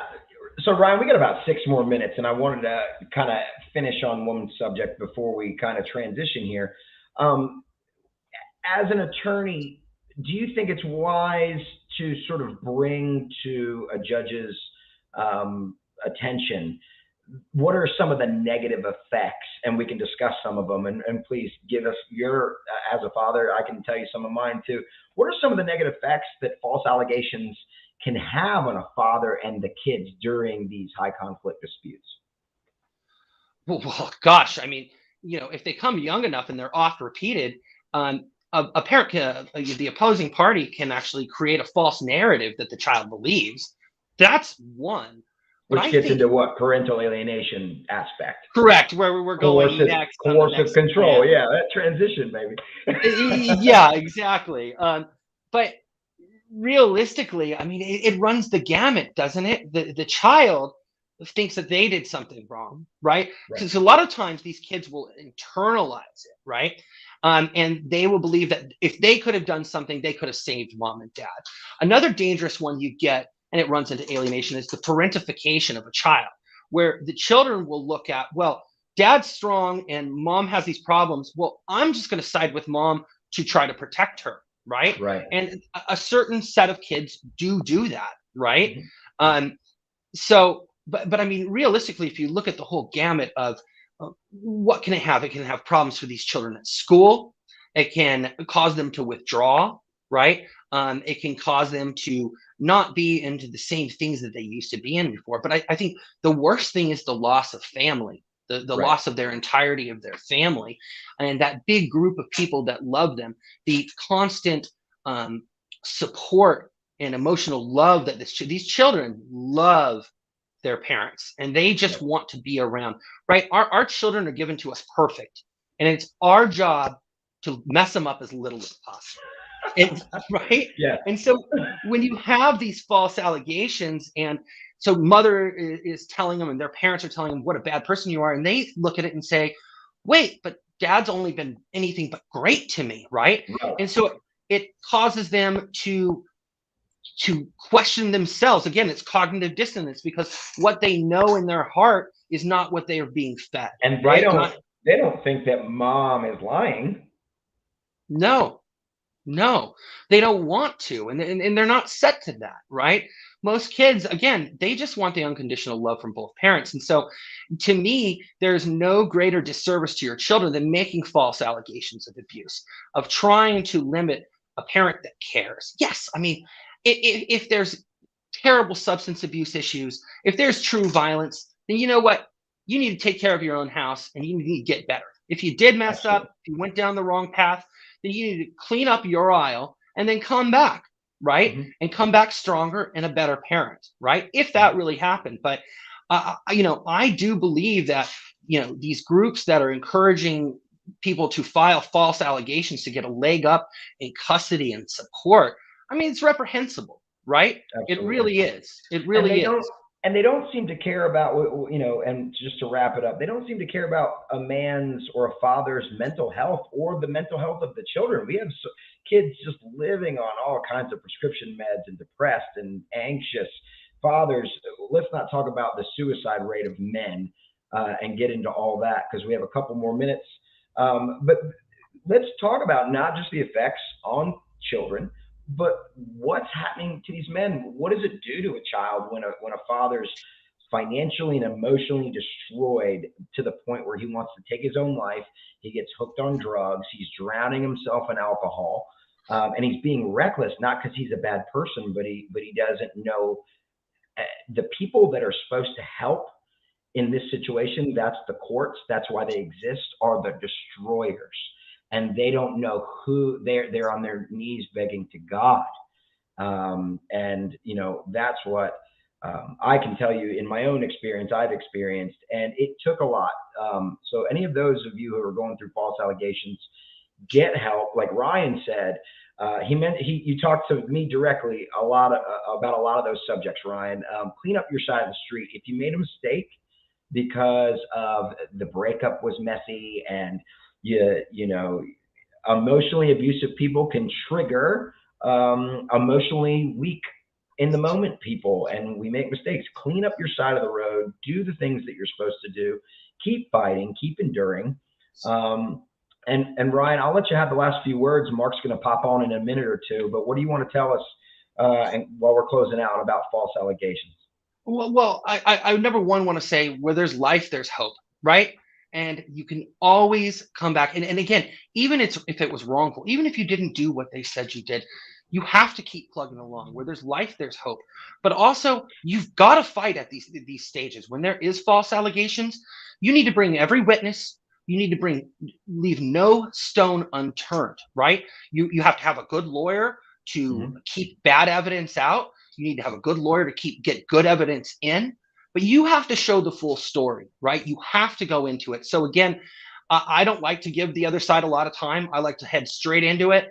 To me, the old Ernest Hemingway, if a thing is to be done, it best be done soon, right? Absolutely. So don't put your head in the sand. You need to address these issues as they come forward with a cool, calm, rational mind.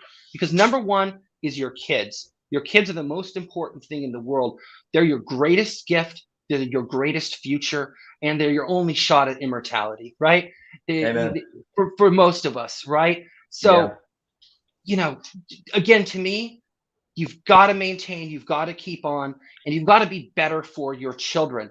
You've got to have better relationships for your children.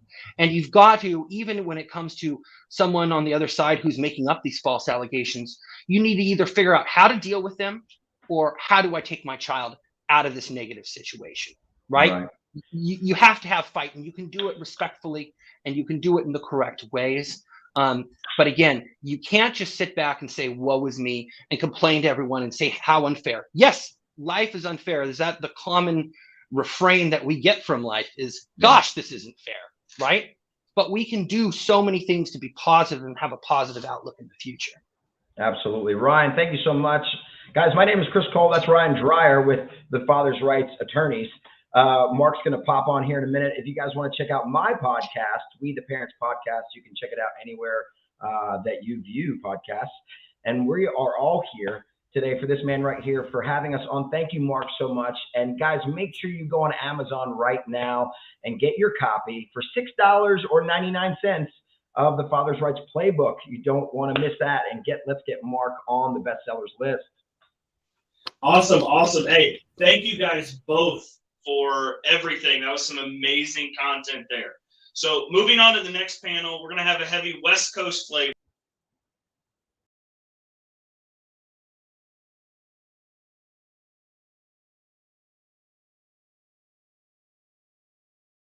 Welcome to the Father's Rights Playbook panel on parental alienation. In this panel, we'll have moderator Sean Kohlmeyer of Emerald City Bike Lawyer, and we'll have panelists Brian Mayer, Senior Trial Attorney at Real Fathers Rights and Executive Director of the Parental Alienation Task Force, and David Passara of Men's Family Law in Santa Monica, California.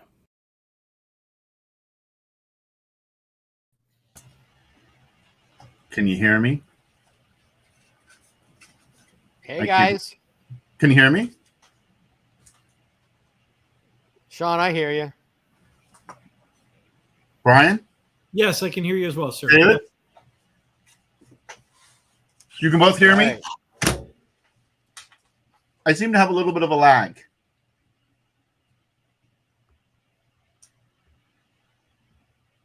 No? I'm hearing Okay. you. All right. Okay. Let's get right started. Okay. So, Brian, why don't you take a second and go ahead and introduce yourself and tell us all a little bit about you and who you are and what you're doing, and then we'll follow up with David. Thank you. My name is attorney Brian Mayer. I am an attorney with Real Fathers Rights, so it's my pleasure to be working with Mark. I'm certified as a family law trial advocacy specialist by the National Trial Advocacy Board, and parental alienation is a passion of mine, and I can't wait to have a discussion about it today. Great. Thanks. David. Hey, Sean, Brian, good to be here, guys. My name's Dave Pizzara. I'm with Men's Family Law. I'm also the founder of the Union of Dads, where we've got online courses to help dads represent themselves. I've been doing family law for the last 23 years, representing primarily dads. And parental alienation has been one of those elements that just continues to run right through, it seems like, on some level, every case these days. And I'm glad to see that we're attacking it and trying to make some headway in reducing it. Yeah. David, Union of Dads. So you're aimed primarily at helping pro se dads? That's the goal for Union of Dads and for my dad's law school. It's designed to have online courses so that dads who can't afford lawyers, because after they've been through the ringer of the domestic violence restraining order, after they've been through the ringer of 4 years of parental alienation, they're left with like, what do I do? And so I saw a need to try and help them out with that. And so I'm coming up with an online course to help dads represent themselves. Yeah, I mean, and that's a difficult ringer. I mean, I've been through it too. Still going through it. All right. So let's just dive right in. Why don't we go straight into we talk a little bit about what parental alienation is? Brian, why don't you start off with that give us a lay definition of what it is. I mean, I think the name says something and the words mean something, but give us a lay definition. Well, I'll start by saying that, first of all, right now, all we have is a lay definition. You won't find parental alienation syndrome in the DSM. You won't find it in any psychology books. Right now, there's a working understanding, though, of what it is. We don't have a syndrome attached to it, but generally speaking, parental alienation is a term that we use to describe a pattern of conduct by a child's caregiver, a minor child's caregiver, designed to intentionally interfere in the relationship between that child and a parent. Now, I don't say other parents, because really parental alienation can come from any child, any caregiver of the child. It can come from a grandparent or a guardian. But usually we see it as one parent alienating the other. And usually we will see it can actually affect any parent. It's not just women doing it to men. Men can do it to women as well. But either way, it's absolutely harmful to the child. And that when we say parental alienation, we're talking about that pattern of conduct intentionally interrupting or attempting to interrupt the relationship between the parent and that child. Thank you, David. How do we see that expressed? What's the sort of things that a pro se dad that doesn't have a family law lawyer would be looking at to say, hey, wait a minute, I think the parental alienation is happening here? Well, there's a couple different ways, and I just want to expand on what Brian was saying, that the definition of parental alienation is that interference, but it also comes with degrees. Many couples, when they first break up, there's that early stage of just hurt feelings on both sides, and it's your mom's being difficult and your dad's being a jerk stuff, and that tends to fade after a while. And that's not really the parental alienation that we're looking at dealing with here. What we're looking at is the more long-term stuff that takes more like 6 months, a year, and it's the consistent denigration of the other side. It's trying to erase the other side from the child. and it's alienating them in such a way that they feel completely validated in eliminating the other party. And it can start with something as simple and what seems like not a big deal as literally starting to use someone's first name as opposed to being called dad. And it's that first step of, okay, now we're going to like put space between the relationship of dad and human and try and make that like, well, that's John. So it's not your dad, it's John. And so mom might always refer to John that way, or grandma, or whoever's doing the alienating, as Brian pointed out, will be doing that to just sort of start pushing that person out of the child's consciousness. And then it goes into the false allegations, the false reasons for why they don't like that person anymore. Well, they make me eat tuna.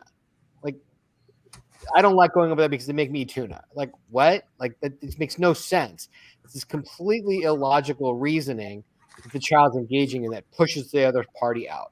Right. These nonsensical reasons. Right. Right. You know, I like to when I first talk to I'm trying to find my flashcards here on my desk, and I haven't found them. When I first talk to a parent about parental alienation, I like to direct them to Dr. Bill Bernay's article on the 5-factor model. And I usually tell them, you know, go read this thing, make flashcards. That's why I was looking for them. Learn the lingo. What do you say, Brian, on you know, when it comes to educating the client or educating, you know, a pro se dad? Well, there's a lot there, but I think generally speaking, first of all, when you have a client or a father who is the victim of parental alienation, they may not know what to call it, but they understand what's happening. They see what's happening. They feel what's happening. Mm-hmm. And the first thing in terms of how to advise the client, it really depends a lot on where they are in that process, how long it's been going on, how serious it is. Sometimes we see, as David was saying, you know, just we see little things like, okay, that's John. It's not dad, it's John. We see those sorts of things. When a parent is perpetuating this, when a caregiver is perpetuating this, sometimes they set limits for themselves, and sometimes it's just all out. I'm going to erase this person from the child's life. And so it really just kind of depends on the situation. But what I will say is that when you have a situation, and this actually ties in nicely to an extent what Ryan was finishing up with before we started this segment, when you're dealing with a situation where you are really feeling those effects of alienation, where this has progressed to a point where now the relationship is disrupted, maybe the child won't talk to the parent, the child believes false things about the parent. When we've gotten to the point where the disruption is either complete or approaching complete, it's a hopeless place for a lot of fathers, a lot of parents in that situation. And what I tell them is, number one, don't stop. Because what you can do is, as a parent, you have to realize the things you can control and the things you can't control. And someday that child's going to be an adult again. Someday that child is going to look back and be like, did that really happen? Or they'll remember, they'll be able to think independently. They'll have their own ideas. They'll be able to look back and, if not sort things out, at least question the bad information that they were fed in this process, and be receptive to new information. And I've spoken to a lot of parents who went through this season of alienation, and their kids got older, they entered into adulthood, they reached out to them, which a lot of times happens, and they're given that opportunity to amend the situation. And the question that you don't want to be asked by your child and not have an answer to is, why did you give up? Why did you stop? Why did you just throw in the towel? If you can go back to the child when the process is done, regardless of whether you have the best attorney in the world, whether you're self-represented, regardless of whatever evidence has been fabricated against you, you want to be able to, for one thing, you want to be able to go back to the child and say, I tried, and here's what I did. I did everything I could. You want your hands to be clean. Secondly, with regard to perseverance, is I can't tell you how many times I've had a situation where a parent is facing this kind of where it really rises to the level of parental alienation, and they just feel so defeated, and they just want to throw in the towel, and they want to quit. And if they just keep pushing further, they can start making progress. They can get further along. They can start to turn things around. The other side they get exhausted too in the process. Believe it or not, they can get exhausted too. And there are plenty of times where it will come down to who has the greater will here, which is greater, the other party's hate for you or your love for the child. And just keep pushing forward. Don't give up, even if you don't see a path at the moment. Don't give up. Be thinking, what next steps can I take? How can I change things? How can I approach? Keep pushing forward. So for those two reasons, just keep pushing forward. I'll picking up on just your little tidbit there about the kids who come back and how they look. I'm going to drop a little bomb here on Mark's show. I'm an attorney in Seattle, and I've been going through a nightmare divorce for several years that has involved parental alienation. But I'm a child of parental alienation myself. I was a kidnapped and alienated kid.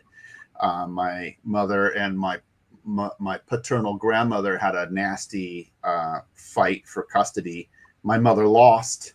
Rather than surrender me, she disappeared and hid me from my parental family for 35 years. Yeah. Dude. Yeah. When I went away to law school, she handed me a stack of documents, and I didn't have time to deal with it because I was going to law school. And those documents ultimately led me to, after law school, to turn around and find my family. And by that time, my father had lost his mind to senility. So I never really got to meet him. I did not meet my biological father until I was 40 years old. But I can attest to what happens with a child as they start to go into, late teenage and early adulthood. They do look for some of their roots. I mean, this is before the internet. I would spend time in libraries looking through white pages because I knew his name. I hired a private investigator at one point in time. David, the ping pong back and forth. What do you recommend to fathers that are in this sort of a situation as to what's often called in leaving breadcrumbs behind to how to find back to you? Well, there's a couple things, but if I could, I want to go back to the 5-factor model. My audio. I can, Sean, you're coming through loud and clear for me. No audio. What I wanted to say was I created a parental alienation checklist. And if you go to pachecklist.com, you can get a checklist, and it's the difference between parental alienation and high conflict divorces. And in the parental alienation checklist, you can see what is a child actually doing or not doing that rises to the level of parental alienation. And so when you're looking at that, then you can then try and create those breadcrumbs to reestablish that relationship. And one of the things I tell dads to do is to always keep the door open. As odd as it sounds, register their name on domain.com so that you can create a website for them, and you can put it behind a paywall or a security wall so that the child can actually access whatever documents you want to upload. So Brian, I think it's just you and me at the moment. So we're going to have a little quick conversation here. I don't know if you've ever done that, but I've several clients where I've registered the kid's name, and dad has gone through and created the website for the children. And so when they're old enough and they reach out, they can actually go back and see like, oh, wow, here's all the text messages. Here's the birthday messages. Here's the Christmas cards, all that stuff that dad wanted to send to the kid that may have actually been sent, but never received because it was intercepted and destroyed. And have you ever done anything like that? Yeah, and it really, obviously it depends on the situation, but I think what you're really hitting on here is the fact is, I will say this, we're so fortunate, parents in this situation, as a mitigation against this, are so fortunate that we're now living in an information age where you can just go on the internet and search for someone like that. And if you want to be found, then if you're looking for someone who wants to be found, then it makes it all that much easier. So much easier. And hearing Sean's story here, I'm listening to this and just thinking to myself, how different would his outcome have been? How different would his life have been if he had the access to the tools that we have now? So, Very different. Really, Yeah. really very different. When I call it the phone call that sort of changed my family's life. When I found his phone number, I picked up the phone. I called what was his new wife, of 30 years after my mother, and I found out that he had siblings and that I had cousins, and I built relationships with those cousins that now I have all of these family relationships, which sadly my son is missing out on. But it absolutely it would have been a very different arc on how that would have happened. So yeah, you're right. It is a very different time. I mean, David, could you distinguish for people who are still unfamiliar and new to this concept, what the distinction is between alienation and estrangement? Well, estrangement in my mind generally is that just pushing away. It's that early stage in the divorce where there's that, like, your dad's being a jerk, your mom's being difficult. It's not that like trying to really sever the relationship. Estrangement is just, I don't want that person in my life for the moment. And eventually that calms down. In my experience over 23 years, where I've seen a lot of this, and sometimes it takes a few months, sometimes it takes a few years. I've had cases where it's literally years for them to finally get past the anger and the hurt. But eventually it will do that with estrangement. With alienation, it's this like global thermonuclear war. I want to completely eradicate the other person as much as possible. And it's a different degree in my mind. I know none of us are psychologists here, but either one of you have any thoughts on what it is that motivates an alienator? Oh, I'll let Brian start, but I definitely have opinions on this one. Well, I'll tell you what, I don't think there's any study on this, but I'm sure that David and anyone else familiar with this would agree that there is definitely a high correlation between personality disorder and the individual perpetrating this sort of behavior. So, in terms of the character, in terms of the personality going to this, I think it can come from a couple different angles, but they're all unhealthy. They're all very unhealthy. So my answer to this is it's real straightforward. If you're dealing with a borderline personality, which is generally females, or a narcissistic personality, which is generally the males, it's two sides of the same coin. They're both difficult and there's no cure. And in general, what I have found is that borderline personality females come from a history of child abuse, and they have this weird relationship with their own mother. It's this push me, pull you love relationship where the father has been driven out and it seems normal to them. And so they've got this desire to like enmesh with people because that's what happened with their own mother, which is why the father is being pushed out. When the baby first comes, mom has already been like this with the father in that early relationship.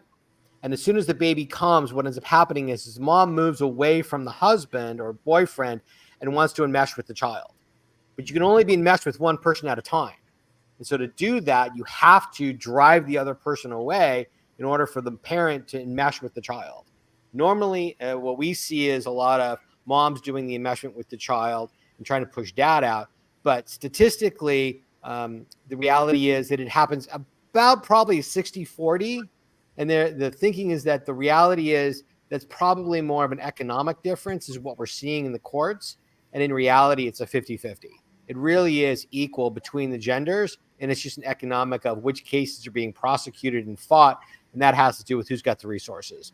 And in today's society, frequently, the men end up having greater financial resources often to fight these cases. And that's what happens. Yeah, what you're it's all about their own perspective, how they're psychology. I'm sorry, Sean, I was speaking over you. That's okay. What you're referring to is the 50-50 split in between male and female and alienators isn't the psychology. The psychology is evenly spread between the genders. Correct. Even though it might not be expressed evenly in the court system for various reasons. Correct. I'll springboard a little bit on what you said about that it's often children who suffer. It's a little bit broader than child abuse. It's just an adverse childhood experience, a serious trauma. So, for instance, in my case, my ex-wife, her father died when she was 10.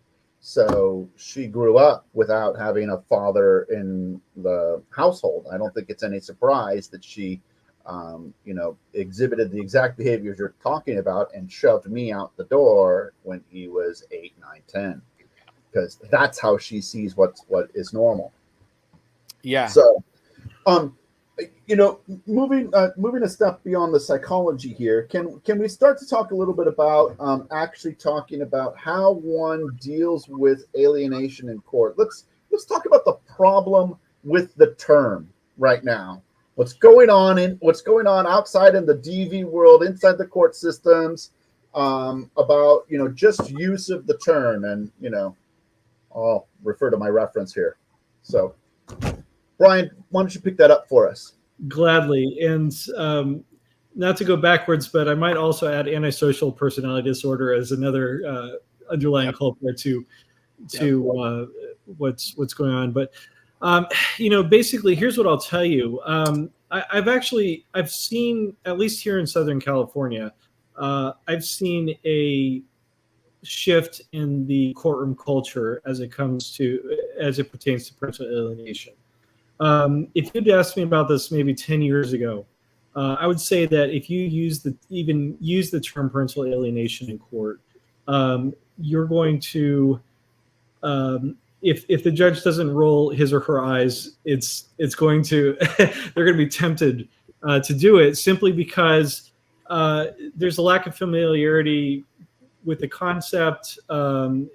It a lot of times it would come across as people playing armchair psychologist, and there's a sort of, okay, here we go again. What are they going to be complaining about? Where's this going, sort of thing. It has gotten better. It really has gotten better. I think at this point, I still generally recommend against using the term parental alienation in the courtroom unless you hear it out of the judge's mouth first. The reason being that it's not, people a lot of times will get caught up in these labels. Oh, this is parental alienation. Oh, they're a narcissist. Oh, they're, whatever it is. What matters is not the label, but what's actually going on. And the label may help others who are familiar with it understand what's going on, but the judges are not psychologists either. And I'm sorry to say, oftentimes they've never touched a family law case or custody case in their life before getting on the bench. Right. So you're dealing with people who, frankly, are definitely not qualified to be throwing these terms around and expecting them to really understand the scope of it, to having seen the different shades of it. So I generally recommend just steering away from the term altogether and instead just describing what's actually happening, because anyone can understand the description. The label, they're going to start wondering what the heck you're talking about. They're going to be asking the wrong questions from the bench. So I think that answers. Focusing on the behavior of what's happening, yes, rather than playing armchair shrink and sticking a label on it. Yes, and I would extend that not just to parental alienation, but anytime you feel like the other parent has something diagnosable happening internally and it's contributing to the problem. You don't want to draw any sort of scrutiny. And I've seen judges ask the question, well, are they diagnosed with that? Did you diagnose them? What are your qualifications? Almost just picking a fight because it's lunchtime and they're hungry and grumpy. Okay, so definitely stay away from the labels. Really focus on the behavior. Right. If I could jump in here, one of the things that I think to kind of pivot off of what Brian is saying is we have such greater resources lately. In the last 10 years, there have been so many books written. Ashish Joshi just wrote his Litigating Parental Alienation, produced by the ABA. Mhm. Great book. I mean, I've got a great interview with him on YouTube talking about it. He's probably the top PA lawyer in the country on this one. Mhm. But as we get educated as lawyers, we then have to in turn educate the judges on it, because as Brian said, they don't know what the heck they're doing. These people are coming in straight from probably some, Democratic or Republican fundraiser. They got appointed by the governor, and they're thrown on the bench and like, here, go deal with 43 divorce cases your first day and figure it out. It's like, no, family law is a little bit more than that. And when you get into the really high conflict stuff and then into the PA, it's even harder for them to understand, because so many of them just have no personal experience with it, because they've led pretty normal lives to get where they are. Then all of a sudden they're dealing with this insanity of a borderline personality that doesn't understand the word no, Which they can't recognize. Which they can't even recognize. Right. Exactly. And so we can't use the term PA. We have to educate the judges on what's actually happening and its impact on the children, because oftentimes the judge will be like, I don't care. What's the problem? I don't see how that's going to impact anybody. But it's the long-term impact, which is where we then have to frequently bring in the experts to explain to the judge, here's what's happening, which is why we have to go through all of the child custody evaluations, have to go through the testing, have to do the MMPI, have to do the personality evaluations to figure out, here's what's happening, Your Honor, and why it's going to impact the children long-term. And that then becomes the domestic violence, which you need to then deal with. Yeah, which is daunting. I mean, the things that you just rattled off. I mean, a child custody evaluation. Brian, how much does a child custody evaluation in California typically cost? Well, yeah, I'll tell you what, if you're talking about a private child custody evaluation, we really have two levels of it out here. There's what we call a 3111 evaluation, so named because the authority comes from Family Code Section 3111. And we have what's called a 730 evaluation, so named because it comes from Section 7030 of our Evidence Code.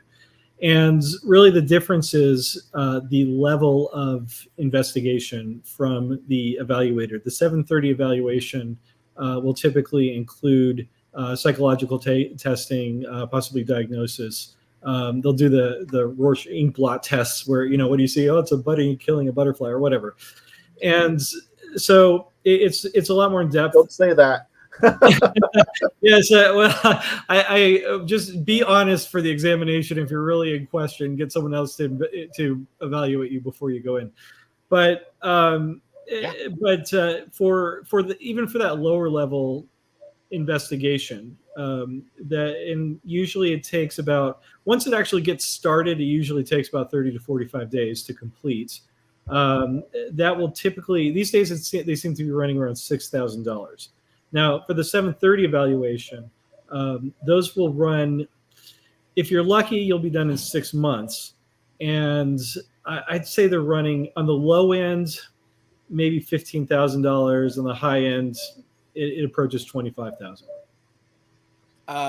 I would up that number significantly. Okay. What would you put at?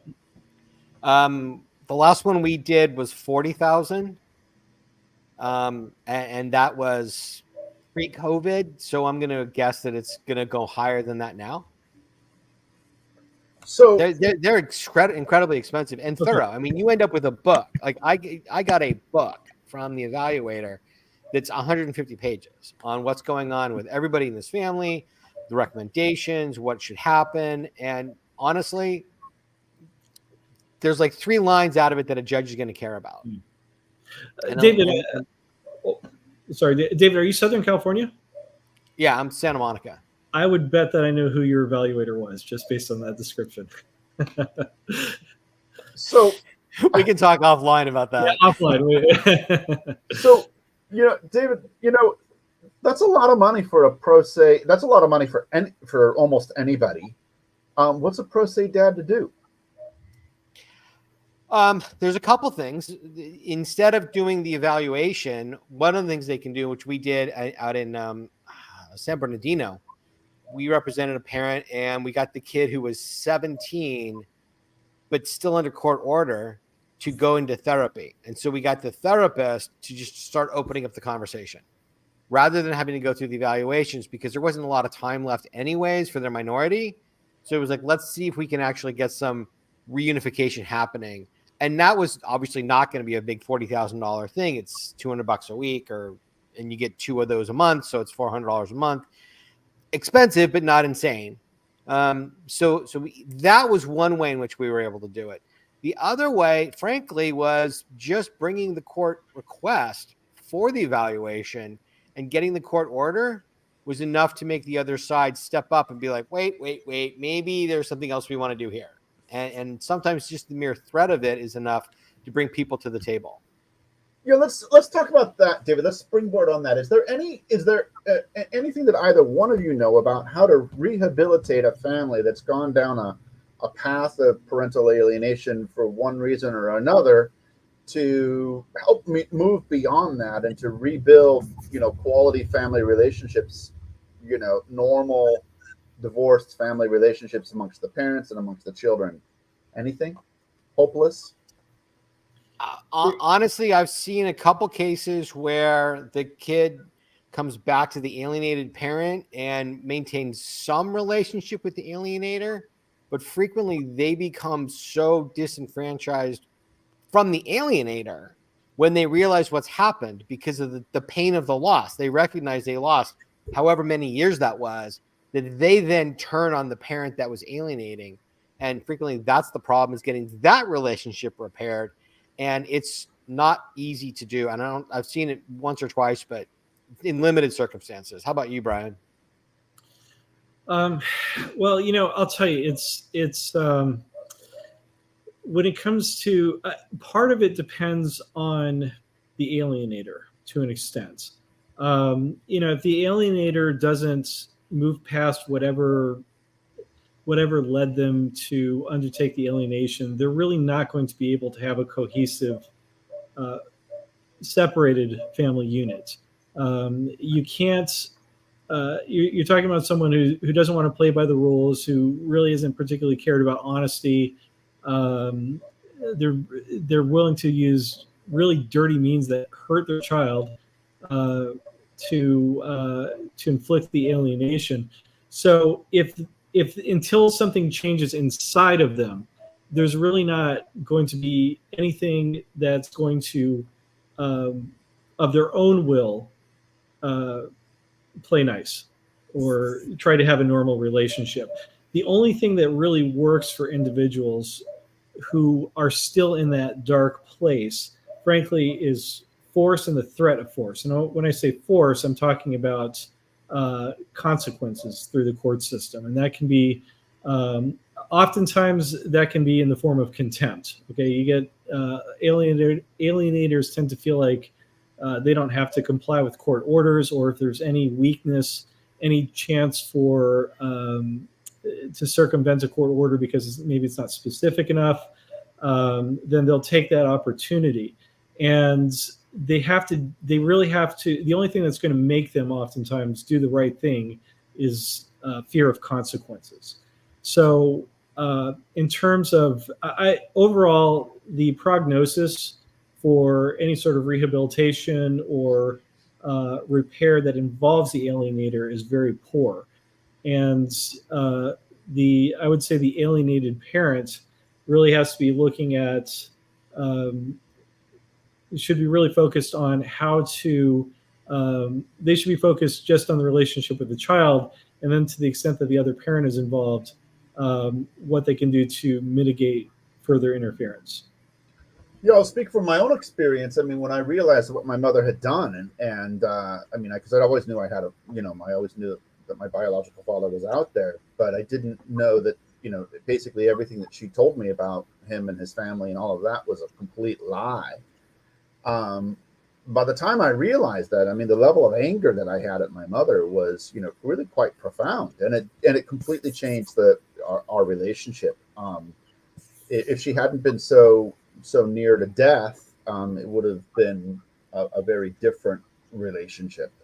But I mean, it seems like the point that both of you are making slightly different ways, and I think I'm making this as well, is that the alienator does these things. They're abusing their child, they're abusing their family, they're abusing their former partner, but they're doing so at the risk, long term, of their own relationship with their child. That's going to come back around on them. It is, and sadly, that's part of their problem, is they have such a high level of self-hatred and insecurity and such a fear of being isolated and alone and abandoned that they end up creating their own worst fear. Right. They drive Right. people from them and then blame them for not being there. Right. If we could briefly talk about how, because I advocate a lot that the court systems make these situations far worse than they should be. That when you wind up in a situation like this family would be best served by talking to therapists and other mental health professionals and relationship advice, and instead they wind up in this highly stylized gladiatorial fight. Can speak briefly about how the courts make the situation worse than it necessarily needed to be. Well, I'll take this one to start. Here's the problem: the system that we have is designed to answer questions, legal questions. This works fine when you have a situation where you're dealing with like a breach of contract. If someone is in an auto accident, or even in a criminal justice system, the system is designed to get to the right answer, not to the quick answer. So for those other things, you can take all the time you want, basically. It doesn't matter if it drags out for 4 years, because when you get to the ends, there's still money being handed, there's still justice being done, people are still paying. But when you're dealing with custody, you have kids who are growing up and they're missing segments of their childhood with their parents because the system can't respond in a timely manner, because it can't get to those answers. Then compounding it, you have the situation we talked about a little bit earlier. Most of the judges on the bench really have never touched a family law case in their lives. Oftentimes, the family court is kind of the least desirable assignment, judicial assignment. So you're talking about there are seniority issues that come in. The new guys come in. Not only are they new to family law, they're new to the bench altogether. So they don't know what they're doing. They lack courage because they're so worried about this, that it's very easy to just leave things intact and be like, okay, well, I'm not going to change anything and I'm not going to get in trouble because I haven't created a new problem by doing that. So you're dealing with a lot of individuals who oftentimes don't have the competency to implement the orders that are needed, and lack the courage to implement the orders, even if they did know what those orders should be.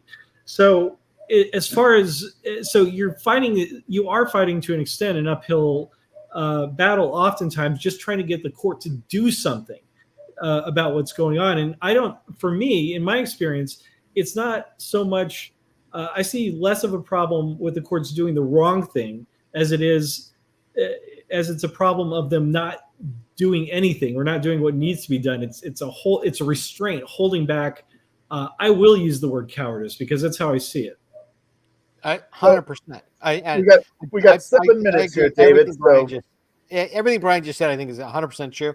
And then I want to add on top of that when you look at the whole world of family law, look at it as a bell curve. You got the really easy cases on this side, and you got the really hard cases on this side, and the vast bulk in the middle is like, okay, there's some issues to be dealt with, and judges make some decisions, and we just move on. If you look at the majority of that, people figure it out. The majority of divorces, the majority of custody cases never see court because people figure it out. Courts are really only dealing with maybe 10, 15% of all of the really big divorces. And of those, we're really only looking at, again, maybe like 5 or 10%. So it's this really tiny percentage over here that's parental alienation, super high conflict divorces. And the court's not designed to deal with that. It's designed to deal with this bulk, the majority of stuff. It's these little outliers that cause all the problems because they take up the majority of the court's time with useless stuff that they don't know how to figure out to fix it because they got no training on it. So their answer is push it on somebody else. Like let the psychologist deal with it. Let the parent plan coordinators deal with it. Let the guardian ad litem or the minors council deal with it. Like let's throw a Band-Aid on it, and hopefully long enough will go by, and then I'll be off the bench, and somebody else will have the problem. Right. Kick it down the Right. can. Brian, in our last few minutes, I thought maybe we might talk a little bit about the ethics of the sort of the attorneys that are driving cases like this. I'm sure all of you have seen, attorneys that you're like, oh, great. Now we know what's going to happen. Brian, what to do? So I have to apologize. I'm not sure they understand the question. I do. I can take this Go one. for it, David. I got this one. I have the blacklist, the list of lawyers that are so horrible to work with. I tell my client, I will not take this case because that lawyer is so horrible. They're going to cost you an extra $250,000. They're going to destroy everything, and they don't have any ethics. And what they are doing is purely for money, and they are doing just bogus motions just to drive the bill, just to drive the anger, just to create the conflict, because that's what makes money for them.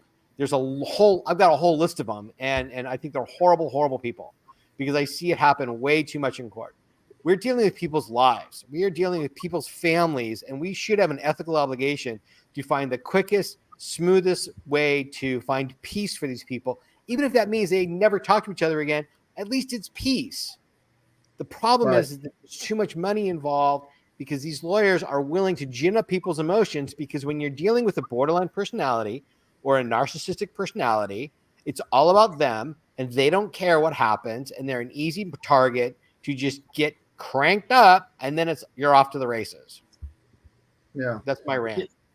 We've got about 4 minutes left here. So Brian, just give us a minute each of, what are your words and thoughts for both the alienator and the alienated parent?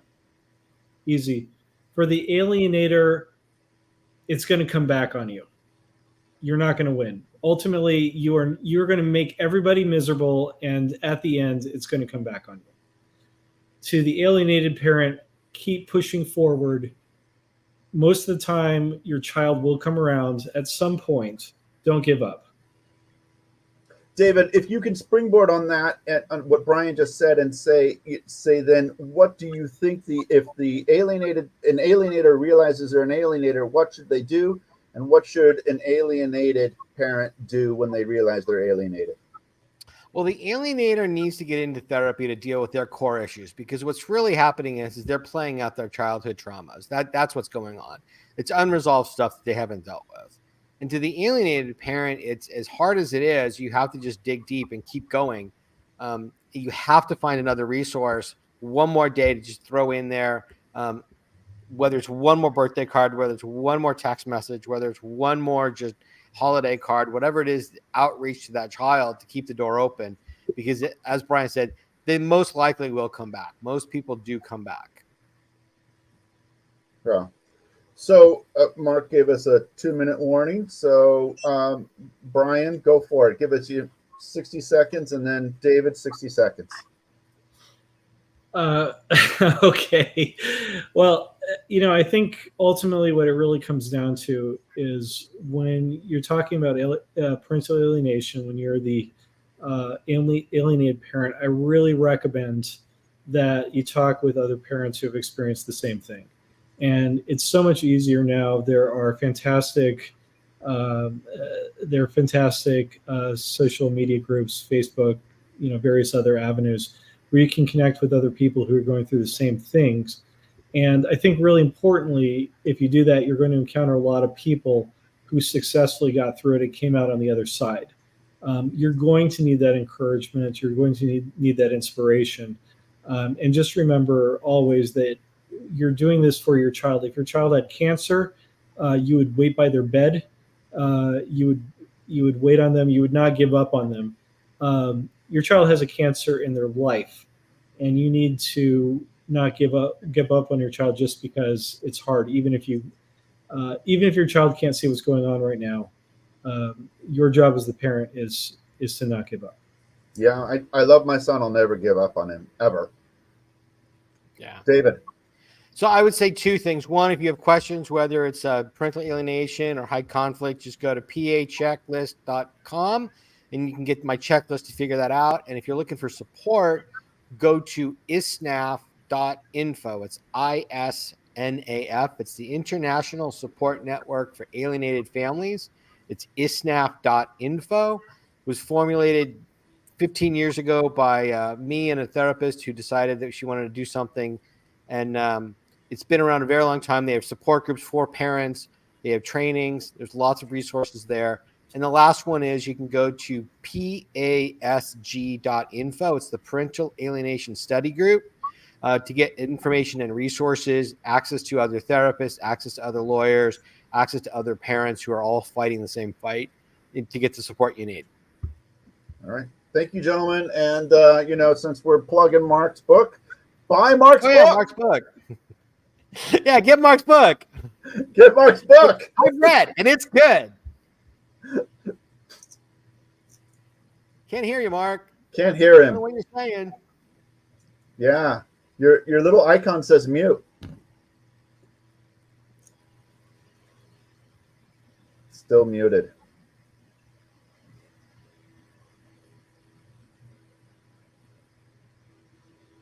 Now's the time for us to tell lawyer jokes. Technical. Sure. How was copper wiring invented? Oh my gosh. Two divorce attorneys fighting over a penny. Oh, that sounds familiar. All right, can you guys hear me now?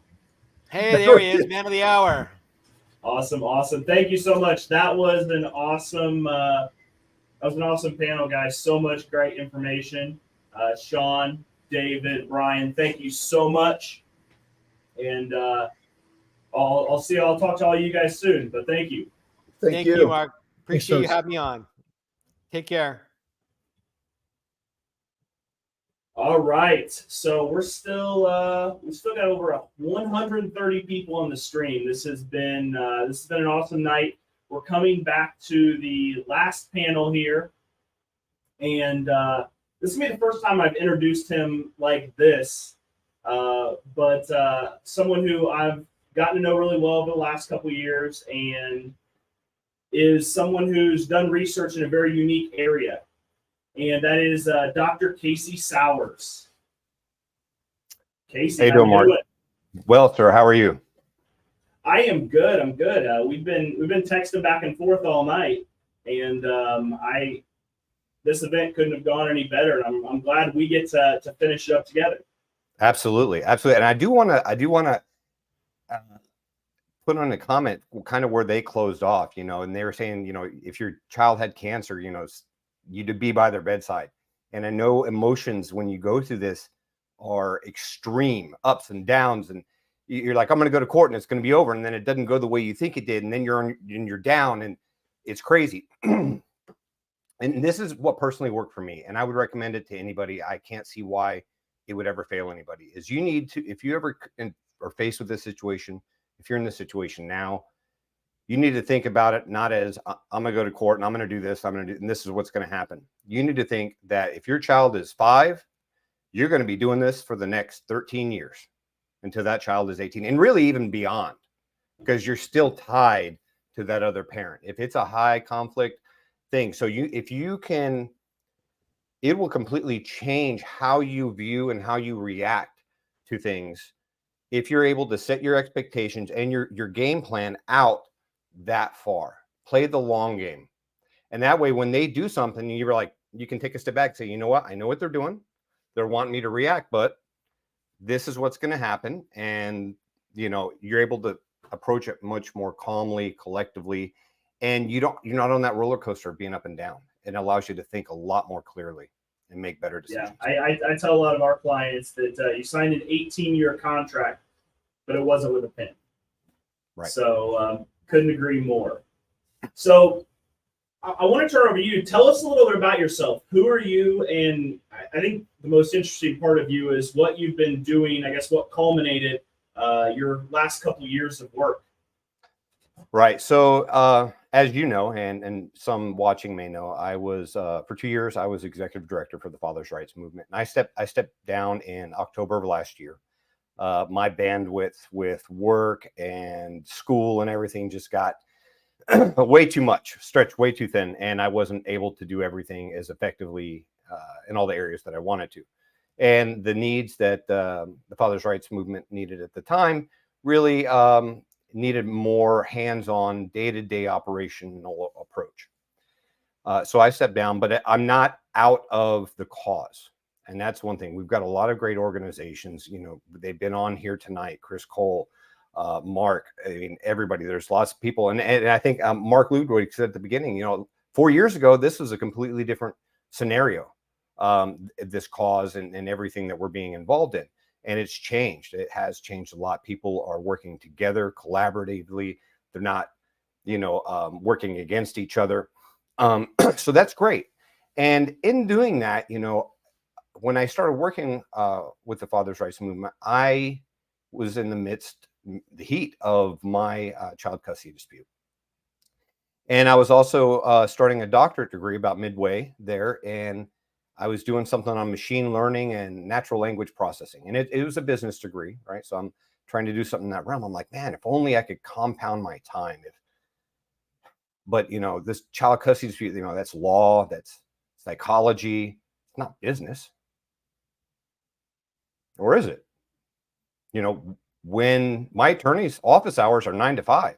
So when I'm at work and I need to talk to him about something, I'm out in the hallway talking to my attorney. I'm not at my desk, or I'm reviewing, you know, state statutes on, or organizing files for upcoming court hearing or records. And so I got thinking, well, how much of my time is really robbed from my employer, my distraction, my lack of sleep, stress, you know, from this child custody dispute. And I did what I thought was, you know, realistic but conservative. You know, I said, okay, 25%.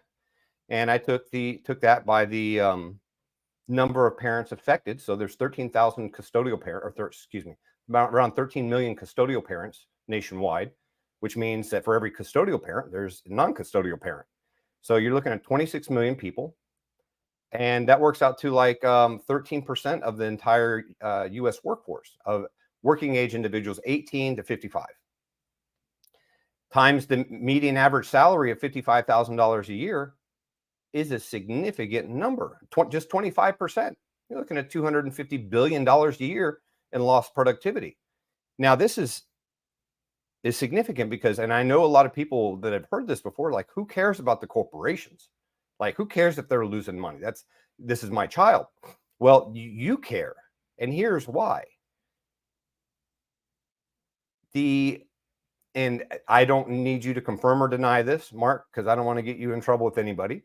But the Bar Association, it's been hinted to me by multiple people.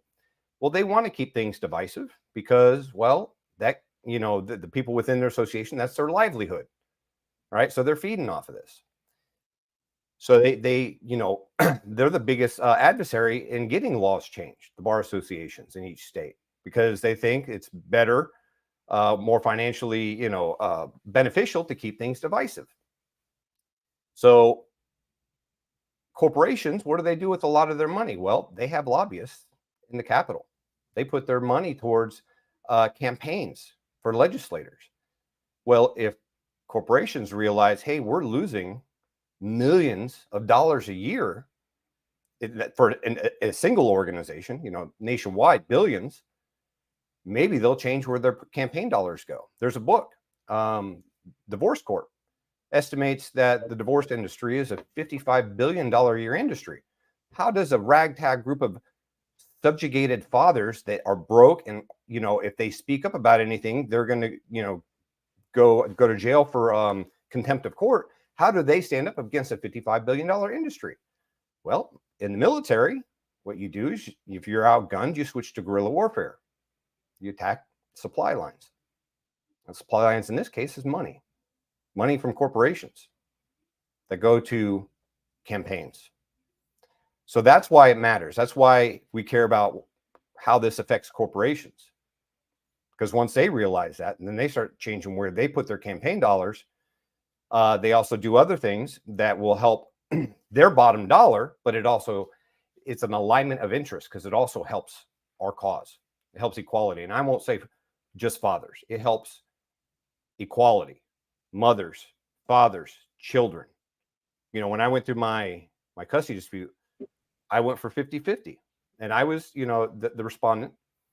And I had an option because the way the case went that my attorney's like, we can go for more than 50-50. I was like, yeah, we could.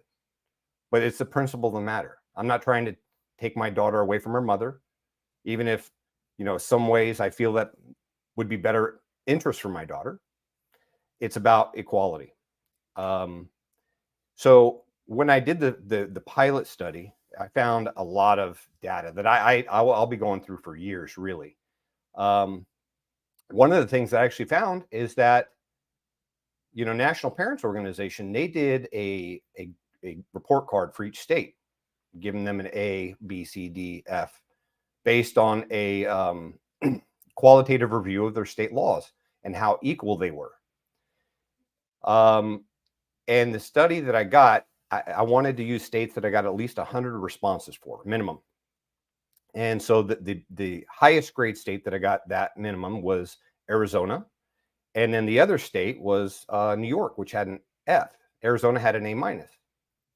However, the data also showed that on average, both parties spent more money in Arizona than they did in New York. Well, if the Bar Association's theory is correct, that keeping things divisive makes them more money, why are people spending more money in Arizona than they are in New York? Well, what do you know if you're a father in New York? You're going to go to court, you're going to spend a lot of money, and you're not going to win anyway. So let's just skip that part. Let's start paying child support. And when he doesn't pay an attorney, neither does the mother, because she didn't have to fight back. She didn't have to defend everything he throws back. But in Arizona, where they're on a more equal playing field, just like David and Goliath, I'm 5'9". So if I go up against a guy that's 6'7", I'm not as likely to try and start a fight. But maybe I won't back down as much if the guy's, also 5'9". So maybe I'll put a little bit more fight into it because I actually have an opportunity of winning. Same situation. The more equal chance of winning that they have, the more intense they'll fight. Thus, they spend more money. Now, I'm not trying to say that people need to spend more money or that they should have to. Absolutely not. But if we can get those laws to where they're equal, maybe we can reduce the amount of people that have to go through that. Yeah. The other thing, that's an interesting piece about the bar associations, because so I've seen recent numbers that say by 2025 that you're looking at an $80 billion a year industry where 75% of the money is spent by men. I have no doubt. And I think the bar associations, it's less about money, at least from my seat. I'm a member of the bar. And it's more about attorneys are risk averse. This is the way things have been. And you're slowly, as more people are, say, I'm 32 years old, more people that are in my generation become members of the bar, we're seeing people more and more open to doing things differently. So it's a very interesting dichotomy. So I think what was most interesting with yours is the perspective, the impact it has on major corporations, because you're going to go to them and you tell them 13% of your workforce is going through a child custody dispute. And no one going through a child custody dispute is going to be able to give 100% at anything they do. So what did your research tell you about? Do you look into productivity, how that impacts corporations? Absolutely. So there's the way the model is, the independent variable is whether or not somebody had been in a child custody dispute. Now that's hard to measure on a binary variable. So I had to throw a third metric in there. And so what I did is I measured people that were indirectly exposed to the child custody dispute. So new girlfriends, the grandparents, things like that. So they're one removed. So they're within proximity. And then you also have the people that they've never been involved in a child custody dispute and they've never been close to anybody that's been through one, right? So we've got a bit of a scale there now. So you take that and then, okay, what's the impact of mental and emotional health? And I used a validated scale for that. I used Goldberg's 12 question questionnaire on general health questionnaire. That's a mediator. The impact of mental and emotional health. Now, there's a lot of different roads I can go down to with this, but I had to keep it within scope. that mental and emotional health acts as a mediator and impacts the dependent variable, which is employee productivity, which I also used a validated scale, I think it was a 17 item employee performance self-report. Now I used the self-report because I know when I was going through my thing, if my employer asked me, hey, are you slacking off at work? Are you, doing this? I'm going to be like, nope, absolutely not. Because I can't lose my job. I got to pay my attorney. I got to pay my bills, right? So you use a self-report because they're a lot more likely to give you personal information that they might not give otherwise. Now, this is where the real measure is the moderators. So between the independent variable of whether or not they've been in a child custody dispute and the mental and emotional health, I measured moderators. And I actually have my model up here in front of me. So let me list them off for you. And I did control for age, gender, race, ethnicity, income, education, employment, all that kind of stuff. And there's a really interesting list of factors when you start putting in combination of things, because we're not just one of those things, right? But the moderators that I measured is whether or not being the petitioner respondent has a moderating effect on mental and emotional health. And overwhelmingly, yes, it does. Hey, Mark, what percentage of the time is the father the respondent? It's somewhere between 70 and 80 in divorces. Right. Last I heard it was like 79.9 or something like that.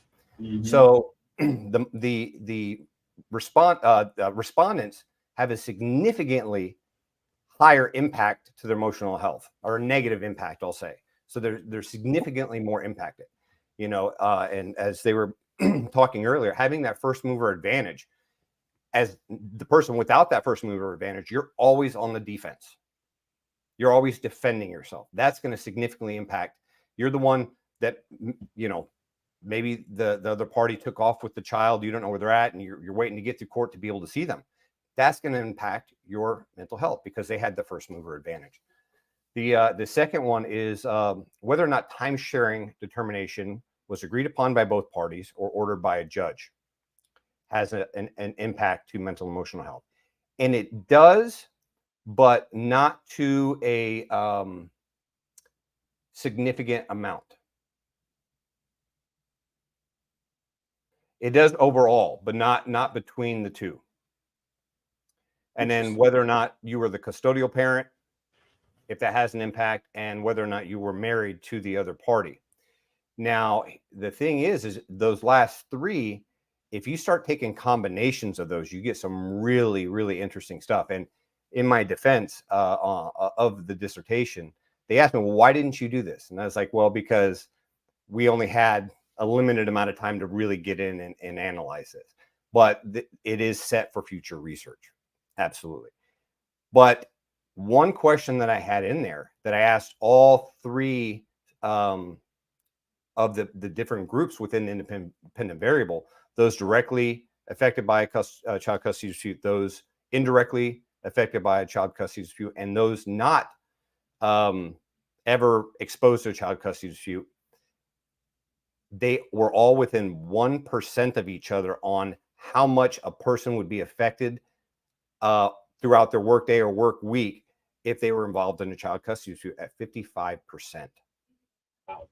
So you take that, through the other statistics that we walked through earlier, we're looking at a employee productivity loss of near $900 billion nationwide, and that's just the U.S.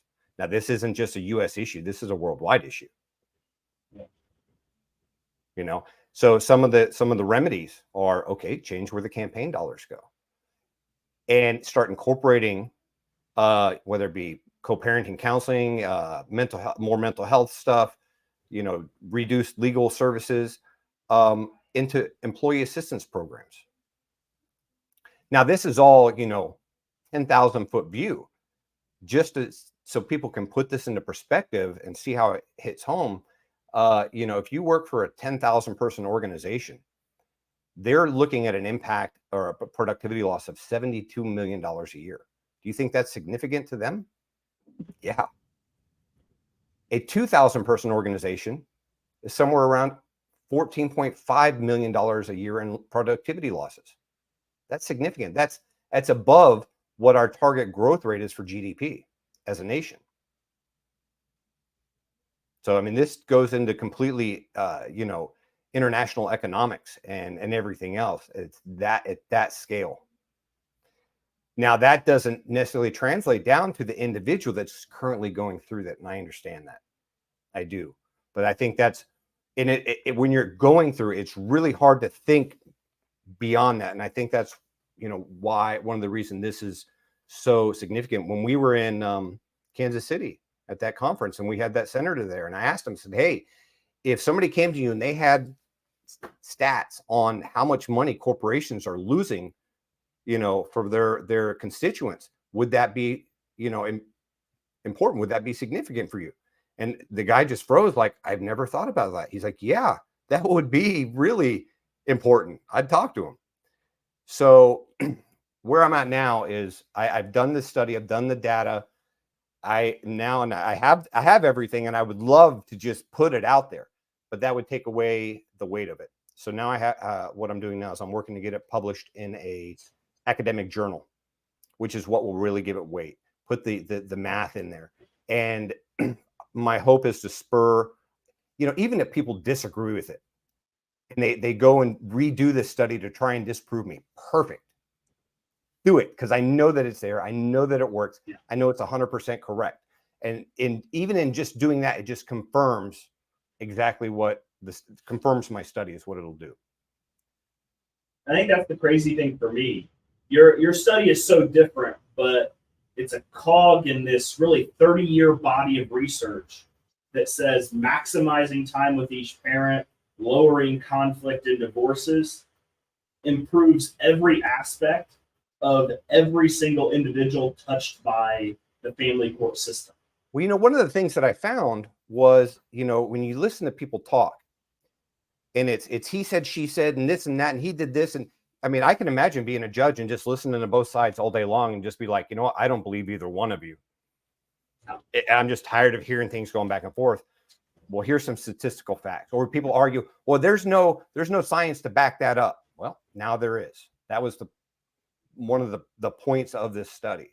Let's put something on the books. Let's get some concrete stuff, not subjective, not qualitative, where you can kind of interpret it a certain way. Just math. Just that's it. Quantitative, statistics. Yeah, that's going to be a major player. I mean, we keep stacking research in different areas. We keep stacking more thorough studies as technology improves. And I mean, when you and I met, we had one state. We had the state of Kentucky, which has the presumption, but it's a very flawed law. Now we're sitting here today. We've known each other, 2-3 years? Yeah. And 10% of the states have a presumption of 50-50 custody. We talked about the big picture. What do you see moving forward on the ground with really, I think both of us refer to it as the snowball that keeps rolling downhill? I've said this for at least 2 years. I think equality between parents worldwide is inevitable. It cannot be avoided. It's just a matter of how quickly and smoothly we can get there. Okay. It's, in everything that everybody's discussing, the alienator, the parent, are they even aware that they're doing it? Nobody's ever the villain in their own story, right? Yeah. So now we're getting into individuals' perception of reality and how they interpret other people's actions and things like that. It's a question I posed to my daughter a few months ago. If everybody were blind, always, everybody all through history, always been blind, does color exist? Well, we know it does because we can see. But if we were never able to see, we wouldn't know it. So you take that and then you look, and I've always used this analogy, but we're sitting on a bus in 1950 and a black man gets on. Where does he sit? In the back of the bus. Whether we agree with it or not. And somebody made the exact phrase earlier. This is just the way it is, the way we've always done it. But people come to realize, hey, wait a minute, this isn't right. And that's where we're at now in history. Okay. I'm not saying we've necessarily had our Rosa Parks moment yet. Okay. But that's where we're at in history.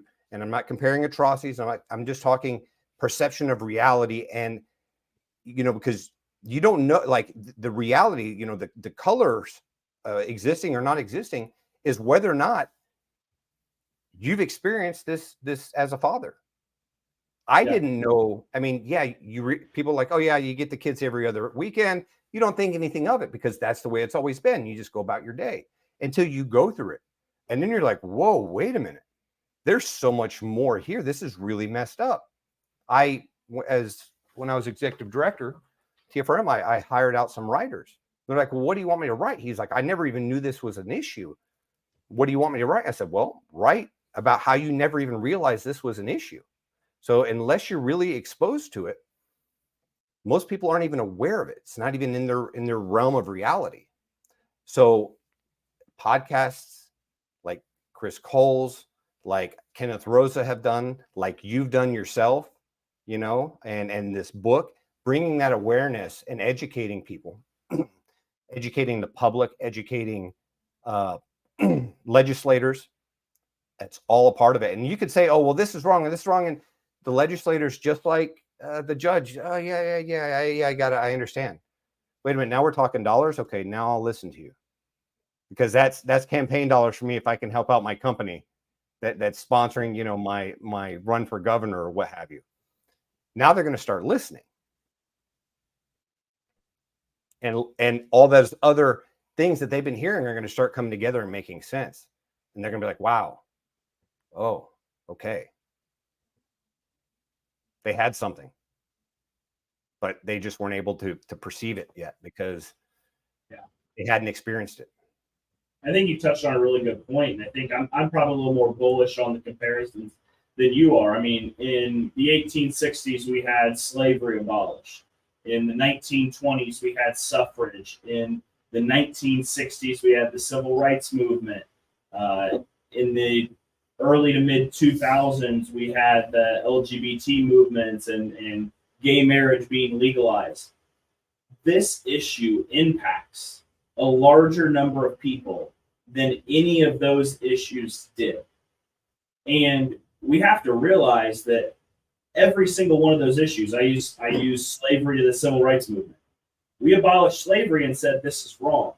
And it took us 100 years, three and a half generations to actually take that next full step. Mm-hmm. We're only 20 or so years into somebody raising their hand and saying the research doesn't say mom is better. We're still early in this journey. And we talk about an $80 billion a year industry. We talk about 26 million parents. How many people are secondary contacts to a custody dispute? Grandparents, uncles, aunts, cousins that are impacted by this. I think I've been saying now, I used to say the next 3 to 5 years. I think I now have to say the next 1 to 3 years. We're just going to see this avalanche where even, we'll say it, the blue states have been resistant to it, are going to have to admit there needs to be change. Well, I mean, if you really go in and look at it, the 1948, the United Nations find a Declaration of Human Rights. And the way the laws are written in many of the states, it violates at least 5 of the I think there's 30 declarations that they make. So it's actually a violation of human rights as defined by the United Nations, which the United States signed on in 1948. So they're breaking their own rules. Yeah. And I like the fact that you brought up slavery.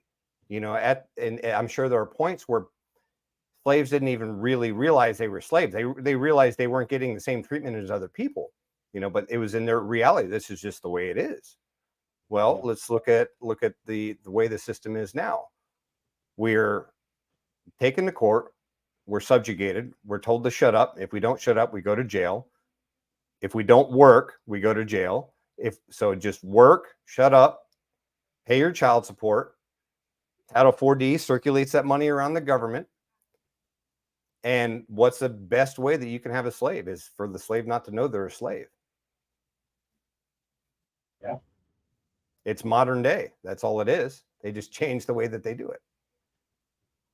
Now, I'm not saying that this was ever a divine, conscious plan. But if you really get down and look at the nuts and bolts of it, not much different, really. Well, some of it is. There's a lot. Warren Farrell, who is, I guess, the godfather of a lot of this space, points to women's organizations in the 1960s propagating mothers being the superior parent. Mm-hmm.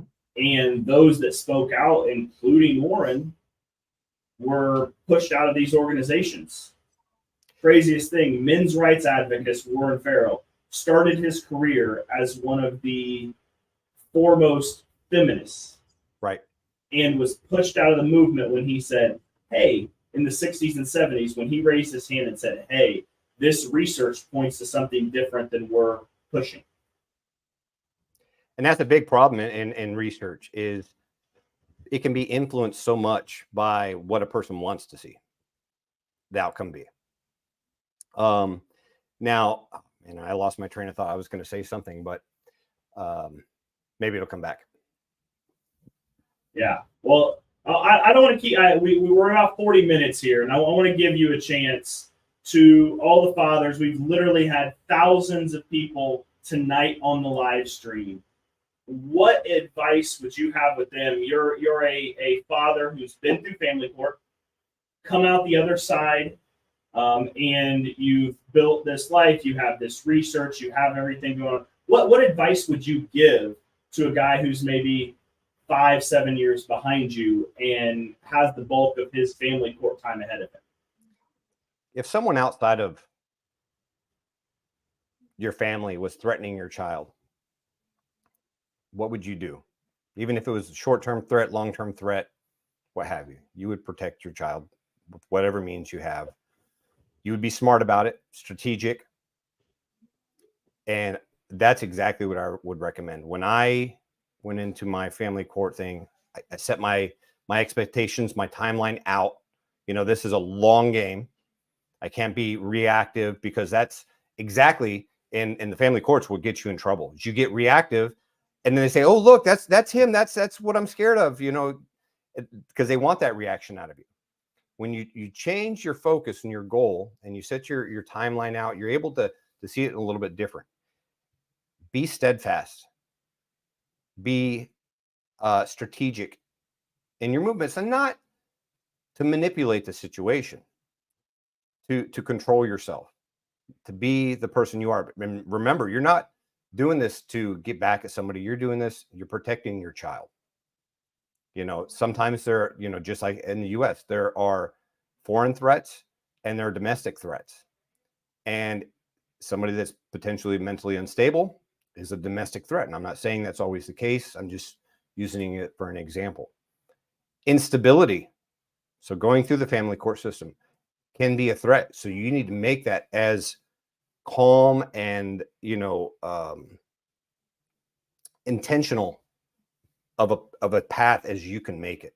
Yeah. And I try, I kind of picture a boulder in a stream when I say that, a lot of stuff is going to be thrown at you, looking for a reaction. Be steadfast. You don't have to react to everything. You don't have to respond to everything. And as a matter of fact, I've gotten messages. Well, I sent you this, this, and this. Yes. And they were sentences. They did not have question marks in the end. Thus, they didn't elicit a response. You ask a question, I will give you an answer. That's it. If you make statements trying to incite something, I'm not going to react to it. So, and your anger, your frustration, it's gonna eat at you. What you need to do, remember why you're there. You're there for your children, regardless of everything else going on. Let everything else just blend into the background. You're there for your children. You're their protector. If you're not going to do it, who is? Very true. Very true. Hey, Casey, thank you for your time. we've been live here for 3 hours, and I know some of you have been here since we went live 3 hours ago. I couldn't appreciate you guys anymore. Casey, all the other speakers.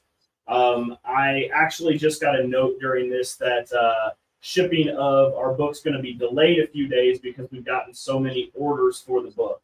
So that's awesome. I love being able to spread the word. And for everyone out there, keep fighting the good fight, and we'll catch you guys some other time. Thank you.